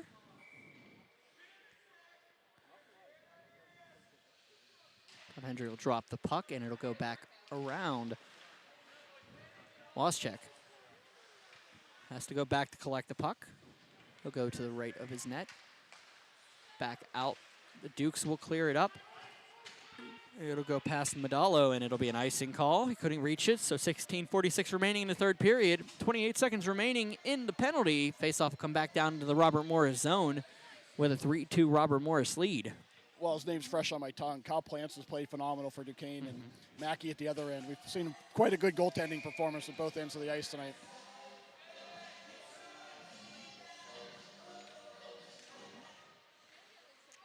Face-off won by the Dukes. Luke Beatty passes one out forward CJ Simone. Simone will get his own rebound, throws one on. Oh, that one just snuck right through the crease and out. Beatty will have to chase it down. Back around, it'll be picked up by Plants. 16:28 remaining in period, 7 seconds on the penalty. Finnegan will come out here in 2 seconds. They'll get regrouped, and full me on the camera. Got Finnegan on the backhand, throws it up for Adamski. Adamski shut. Oh, high and wide. Looks like got a piece of it was Plants. Kramer with a hit along the boards. Back out. Hodgson. We cleared up, and the Dukes will pass it out. Opportunity coming the other way for Sean Marshall. Marshall gets rubbed out, so it'll be up into the pads of Nate Mickey. They finally falls out, and the Colonials will take it the other way. Adamski will have to chase it down. Falling down was Lloyd. They'll battle on an opportunity here in front. Adamski looking for the tip in front. Nobody home for that one. It'll be picked up and carried out by the Dukes, dumping it down behind Mackey. Mackey will dump that one out. Lloyd couldn't get enough on that one, so it'll go across, but picked up by the Dukes in a neutral zone. They'll just dump it in. Mackey backhands it across, looking for Reed. Reed coming in and around, carrying it across the blue, across the red, across the opposite blue.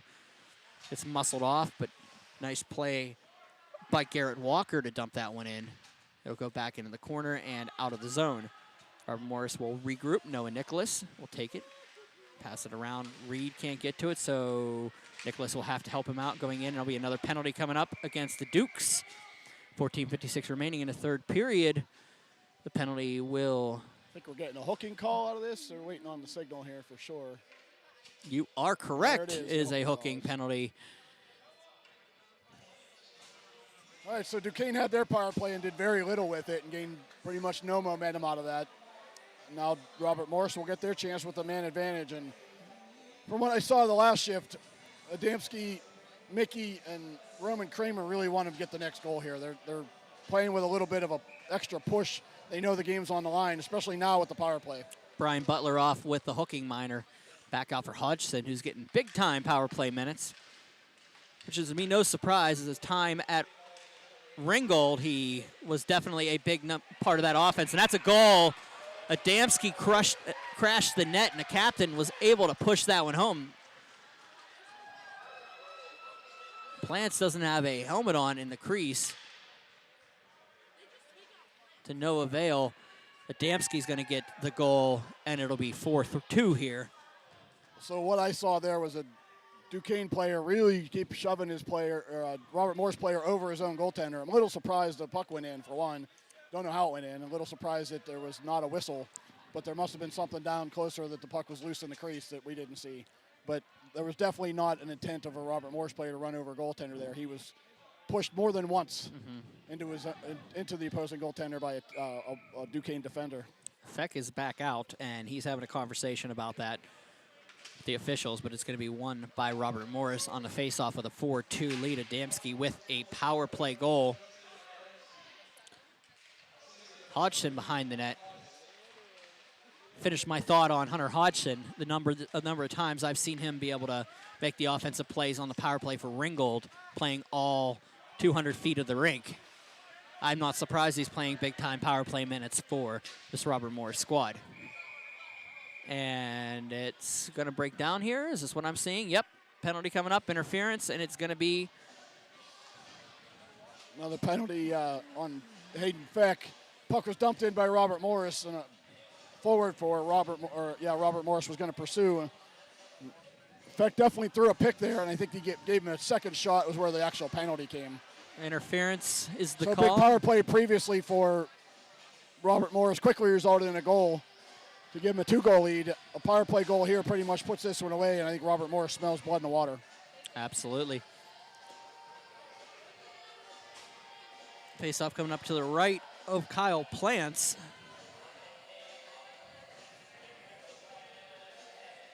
Adamski will step in.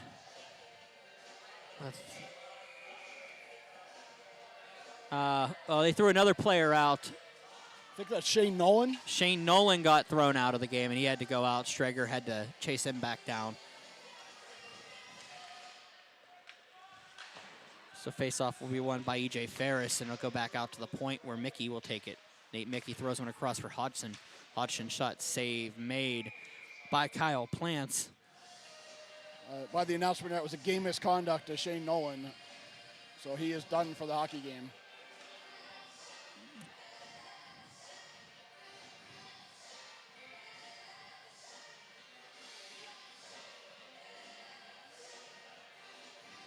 They're going to try to separate them on the inner circle. Back out and cleared by the Dukes. And it'll come back down for Kevin Mackey. Mackey leaves it. De La Fuente takes the puck. 1:37 remaining in a power play, carrying it out. Looking for the hat trick is Roman Kramer. Shot, big save, rebound, another save by Kyle Plants, and it's cleared back down. Hodgson will chase it down. Mackey leaves it for Hodgson. He'll carry it out across the blue. He's going to get a head of steam across the red. Across the blue again, gets around one. Shoots one off. He didn't get enough on the pass, but it goes over to Roman Kramer. Kramer took for the tip in front for Hodgson, and it clears out. 13:24 remaining in the third period. Hunter Hodgson was wide open on the back door. Roman Kramer saw it and used the same play he did earlier to draw everyone his direction, thinking a wrist shot's coming. And almost found Hodgson on the back door, but a good stick by a Duquesne defender poked it out of play. Face-off coming up to the left of Plants. 1:08 remaining in a power play. Cleared back. Oh, Robert Morris does win it, but it's going to be cleared out by Duquesne and around. Cleared in. McNamara. McNamara shot. Oh, it goes off, blocked, and Mickey goes down, and McNamara on top of Mickey. And they'll separate. That went from a great scoring opportunity for Duquesne to a penalty on Duquesne. They're going to be down by 2 men here. Mickey having a hard time getting up right now. Well, credit to Nathan Mickey for both a good defensive play and drawing the penalty. Not that he did much to draw the penalty other than be there, but that's a significant play. Actually, we got Mickey going to the box. No, Mickey's still down, coming back. That is Hodgson going to the box. box. That was a trip out high. I thought we were going to get a penalty on Duquesne for the extra shots on Mickey after the puck went out of play. So we got 4-on-4 here for 57 seconds. All right, well, that's quite a turn of events. Yeah, I saw what you saw down in the corner, thinking that the additional shot down low was going to be your penalty, but I guess it was Hodgson coming back into play, bringing down the player as it creating that opportunity. It was the initial trip at the blue line that they called the trip on, which is fair. I didn't quite see enough of that to know it was a good call or bad call. I'll give them credit. I see players go flying, but I thought the extra one at the end was where the call actually happened. Well, we saw the same thing, but the referee saw something completely different, and as I always say, they're the ones making the calls, not us. So Well, not only that, but the dads in the top row have the same angle we do, Yep. which is not the same angle the referee gets, and sometimes that's easier. Reed down into the corner across, looking for the tip in front. Ooh, Reed with a nice get a pass back from Garrett Walker. Reed on the half wall, trying to get around 2 white shirts. They'll be picked up and cleared around by Brian Butler. 23 seconds left on the penalty to Feck, and it'll be a power play for the Dukes if things don't change, which have happened in the past on this game. Carrying it in is Luke Beatty. Beatty throws it across. Opportunity. Wait, shot. Nice shot by Brian Butler. Better save by Kevin Mackey. Back out. The Colonials will pick it up. Carrying it out is Robert Morris, and that will be Reed going for a change. Back down, Colin Moore. Moore behind the net. Throws one up. It's going to be picked up and carried out by Modalo. It's going to go on net, and Mackey will hold on to it. 12 minutes even remaining in the third period. 4-2. Robert Morris leads Duquesne. 48 seconds on a power play for the Dukes here. What do you think? Yeah, I'll go back to the play that happened when puck went to our right there. Keith Reed made a real nice play in his D zone to get the puck on a situation. I heard him calling for the puck, and his teammate was probably going to ice it, but the communication turned it into a pass instead of icing. And then Reed made a nice play to hang with it and get the puck deep, which is when you're leading by 2 goals in the third period, you need plays like that. And they seem inconsequential, but they build up to a lot in a hockey game. McNamara's shot goes on, saved by Mackey, goes far side. Back down, switching up over from McNamara was the alternate captain, C.J. Simone. Back up and falling down, no penalty on the play, was a Colonials player. Back up to the point, across, shot. We got a little too much on it, was Hayden Feck. Back out, Hoyer. Hoyen over for Simone. Shot, save, made, held on to with a little bit of traffic in front, some sticks flying there, but was able to hold on to it. The alternate captain, Kevin Mackey. 11:22 remaining, third period. Very good save there. You said it through a lot of bodies. I think it might even have glanced off a stick. That could have hit a lot of things on the way in, but Mackey just made himself wide by coming out, being on top of his crease, and getting down into a good blocking position and absorb that puck. Starting to get slowly like the equivalent of driving your bicycle through a tree line out there as the stick's flying around. Shot around, goes up to the point. Down. And I don't think I've ever used that one before. It sounded like a... Could get painful for a goalie. I've seen it. I've lived it. Don't worry. Sticks get flying like around. Pop chalk all of a sudden. No. Don't. I can't say don't insult me. I gotta. Never mind. How you doing, Pop Chalk? You're probably watching tonight, and you know I don't mean to. No, I didn't mean anything by it. But anyway, back to the game. Face-off coming up to the left of Kevin Mackey. Thank God I don't have to work with this guy more often than. Oh wait. Okay, we're live still. Okay, back down into the corner and cleared up. And line changed by the Colonials and out. Mickey's trying to get the pass across. Couldn't complete, but it's going to be a nice play to separate the puck and coming back. And Nate Mickey throws one in, looking for the tip in front. Oh, he was looking for the hat trick. That was Roman Kramer. Cleared back up and in. They'll battle off and it'll be cleared down behind the net and stopped with 10:34 remaining in a third period.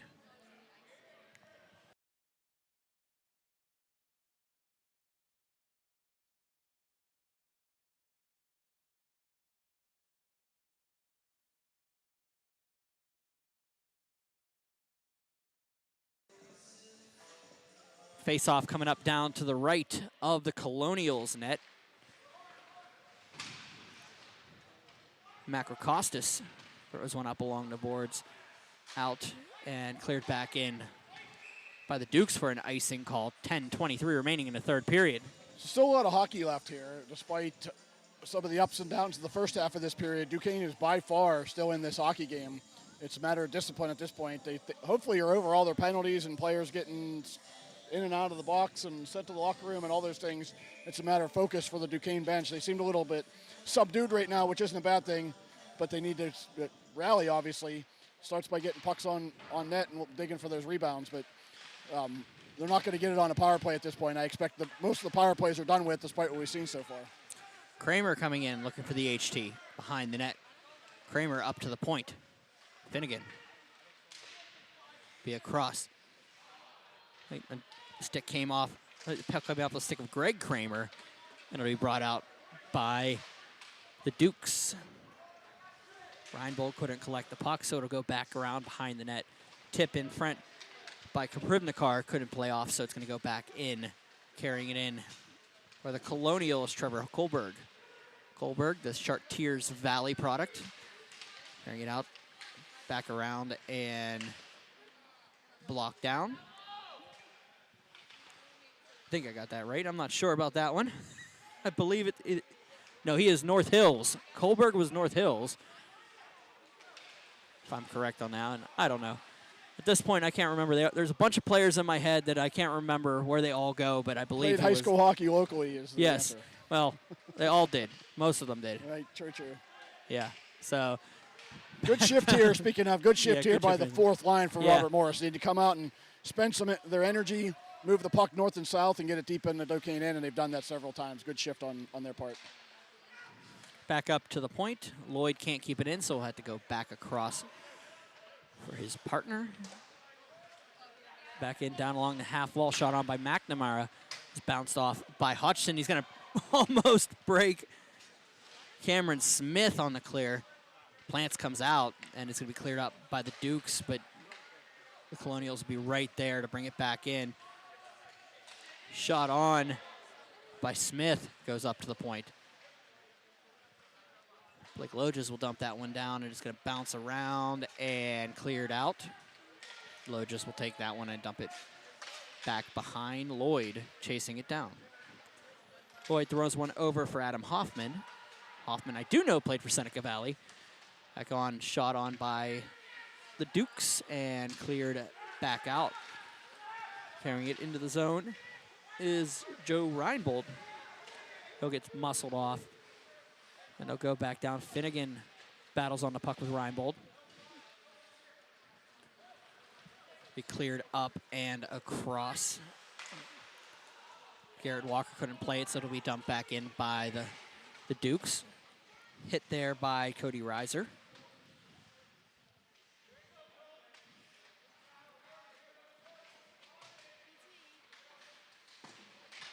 They cleared out, and Pontello loses the puck back.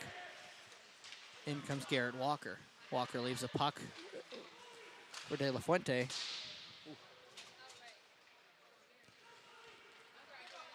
And carrying it out is Wachek. Makes a pass out of the zone. Opportunity coming the other way for Simone, but he loses the puck. Picked up by Hoyen. Hoyen avoids a check behind the net, goes around for Robert Morris, and he'll carry it out. Throwing it across De La Fuente out of the zone. De La Fuente passes it up. Reed had a head of steam.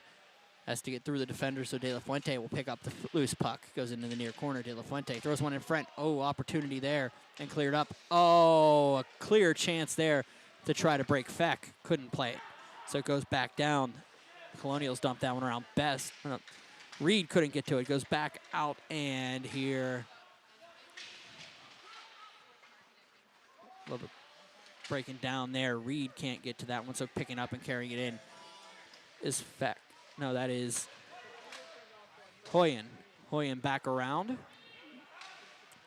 That's Hayden Feck. Passes one up along the wall. Shot on. Hoyen behind the net.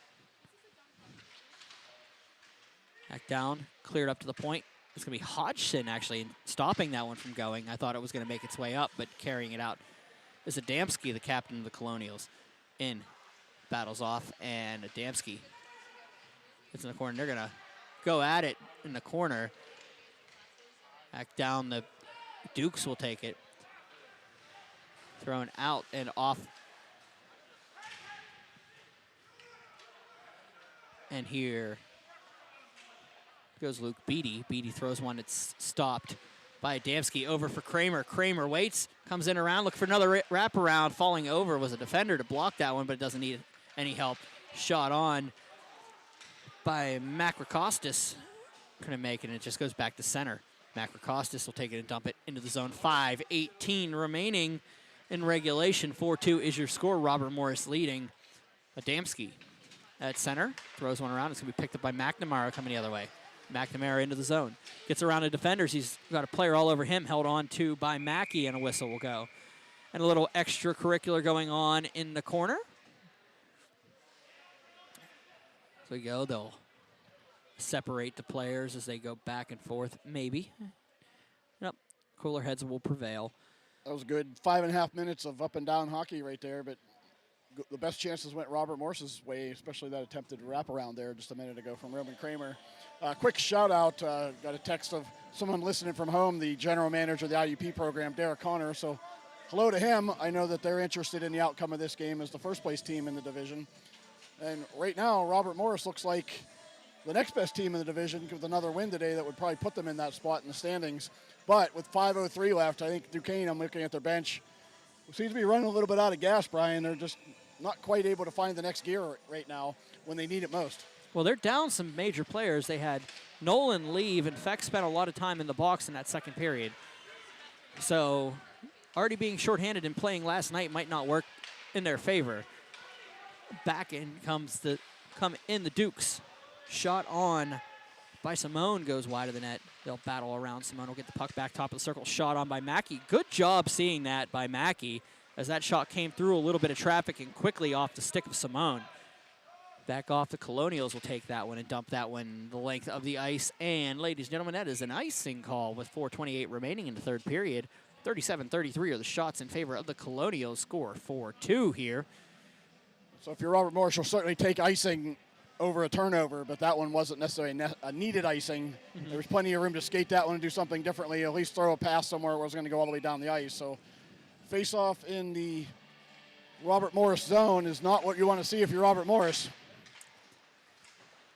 Martucci wins the faceoff, but it goes out of the zone. Beatty will go across for Moore. Moore will dump that one in to the right of Mackey. They'll go back down. The Colonials will have to regroup and try to get it out. It'll be battled off by Martucci. It'll be thrown on by Beatty. Back out. And it does come back for the Dukes. It just seems like they're getting a couple more opportunities here as the game progresses. The bounces are starting to come back their way, but all that matters is that one bounce puts the puck in the net. So 3:45 to go. They're going to need to find that bounce here soon. Back out.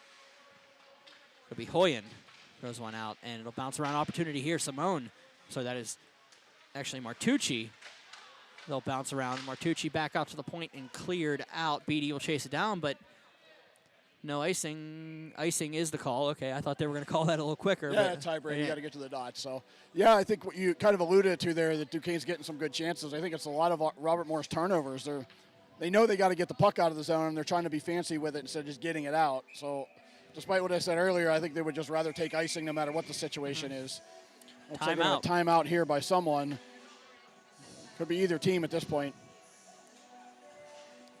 Timeout Robert Morris with 3:27 left. So from both teams, I'm kind of planning this out. If I'm Robert Morris, I'm taking my timeout now because I want to make sure that Duquesne tries to spend all their energy a little bit earlier than later in the hockey game at this point, because if Duquesne still has their timeout, they're going to try to split this in half, put their best line out there, but splitting in half is way too long of a shift to go twice. So they've got to do another line in there somewhere. So it's a good timeout by Robert Morris to kind of set that up so that Robert Morris can keep their best defenders out there a little longer, but match lines with with Duquesne. I'm sure Feck will be one of the players that they're going to try to focus in on here as a goal scorer. And the other thing I think you might want to have in the back of your head, how many times have we had an extended run of events here? So Correct. That whistle has to happen before you can call the timeout. So yeah, and one of the things in the to back keep of in your head, mind, it could happen. They both had 2-game weekends, but Robert Morris's weekend started on Thursday, so they did not play last night. Now, with that said, you mentioned it, sequence of events. Hayden Feck had a little bit of a break in this game, so he should have the most energy of anyone out there, and that's the guy they want to have the puck right now. Feck lined up on the inside, falling down on it where the Colonials shot on. Save made by Mackey. Good shot by Mackey is Medallo. looking very confident right now. Yep. You got to beat him twice in this 3:21 to be able to at least take this one a little extra. McNamara will step in with Garrett Walker. Got real quiet in here all of a sudden. Back down, and they'll battle it around. It'll be cleared out, and they'll have to regroup. And it'll be cleared out. And empty net down to our right. As Wachak will take it behind the net. Wachak will leave it for Hoyen. Hoyen carrying it out in front of the Duke bench, in front of the Robert Morris bench, across. Tries to get around the defender. Can't do so. Bounces one around. It's going to clear up and out. Opportunity here for Reed. He'll just throw one off a stick and back into the near corner. Back around, picked up by Hayden Feck. It'll bounce back out. Hoyen will throw that one across. And it'll be picked up by Cody Reiser behind the net, throwing it in front. And, opportunity there for the Dukes to try to throw one on. Oh, nice shot there by Cody Reiser that just goes wide of the net. It goes out. Washak will take the puck, throws one across for Hoyen. Hoyen will dump that one up. Looking for Brian Butler. It's going to be picked up by Joseph Reinbold. It's going to be thrown in front. Opportunity here for Feck. Save made, held on to, and rebound will come out and cleared the length of the ice. That has an opportunity to go wide. 2:05 remaining. Icing is the call. 2:04 to go in the period. Icing's not something you wanted to see if you're So Duquesne got a line change out of this. Feck stayed on and got that good opportunity again because he had probably a little more energy. I see him on the bench right now, breathing a little heavy, but with 2:04 left, we still got the goalie pulled him. If I'm Duquesne, I'm trying to get this to down to about a minute and a half and get another timeout and then just spend it for that last minute and a half. Privnikar will step in. With Reed. Back one by Krivnikar, back along the wall. It'll be thrown on. Tip in front, goes wide. Chasing it down is Sam Hoyen. Hoyen. Shot on, tipped out by Moore.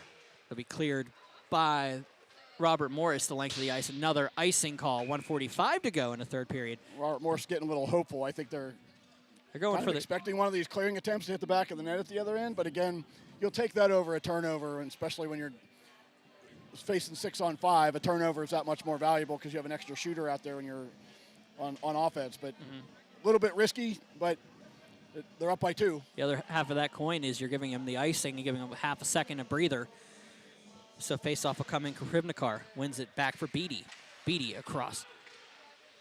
Shot on by Moore. Rebound comes around. Hoyen can't finish up the play, so it's going to go behind. Thrown around by Krivnikar. Moore dumps it along the half wall. Minute 30 remaining in regulation. Tip on. Oh, that was a good shot there by opportunity. Hoyen can't get to it. So he picked up and out to the point. Beatty keeps it in. Beatty has it separated off of him and coming the other way. But it's going to be picked up by Moore. Moore throws one across, tipped in front. Feck coming off the bench. Feck into the zone. Feck gets around the defender, but he's going to be blocked off and brought in Beatty. Beatty circles. Feck rebound. Oh, couldn't get all of it on that one. It'll be cleared over by McNamara. McNamara, far corner, comes in, throws one in front on the sneaky shot. Save made, rebound by Mackey. Rebound comes across. Opportunity here for the Dukes. It's going to break down in front. It's going to be a shot on, back to the point. Beatty. Beatty shot blocked. And it's going to be cleared out by the Colonials and up. Shot on, empty net, off the post. Rebound, off the post.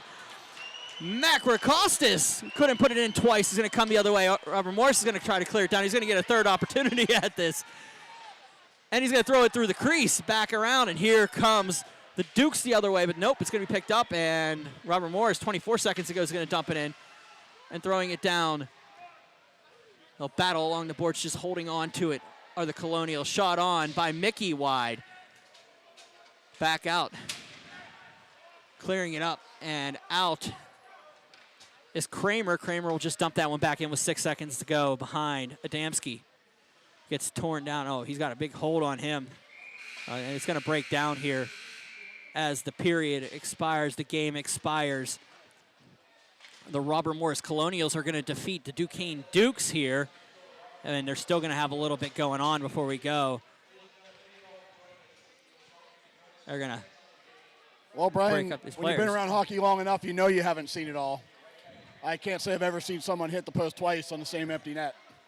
But inconsequential in the end because Robert Morris I don't say escapes because they earned this one. They played very hard when the game mattered, especially came out at the beginning of this period and really put it all out to go up early in the period. It paid off for them with a power play goal and a goal by Roman Kramer shortly thereafter. And 4-2 victory is one they've got to feel good about after a tough loss the other night to IUP in particular. Duquesne, on the other hand, I mean, that's 2 losses this weekend, but they went from 8-0 to really battling out here. There's really no moral victories at this level, but they battled as well, and it certainly treated us to one heck of a hockey game. This was a grudge match. Nothing to say. You know, these two went at it. They left everything on the ice. It was physical. There were good shots, good plays, great scoring here today. The stars that needed to show showed. They showed enough emotion, came through. The leaders led their teams where they needed to, and luckily, you know, the one good thing that I can always say, well, luckily we just didn't have somebody leave on a stretcher, but that's where you see good hockey here is you leave it all on the ice, you get an opportunity to get close, but, you know, you had a good time doing it, so I thought we had a hell of a hockey game out here today.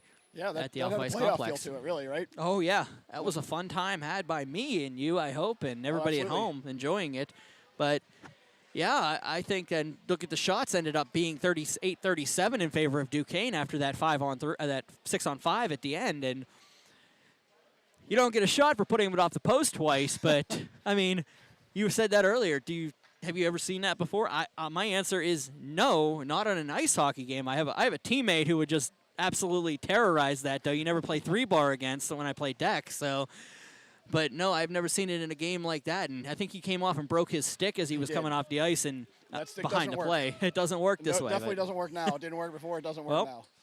But yeah, the other thing I'll add here is that sure your camera caught part of it here. Despite the grudge match, it's a good description for it.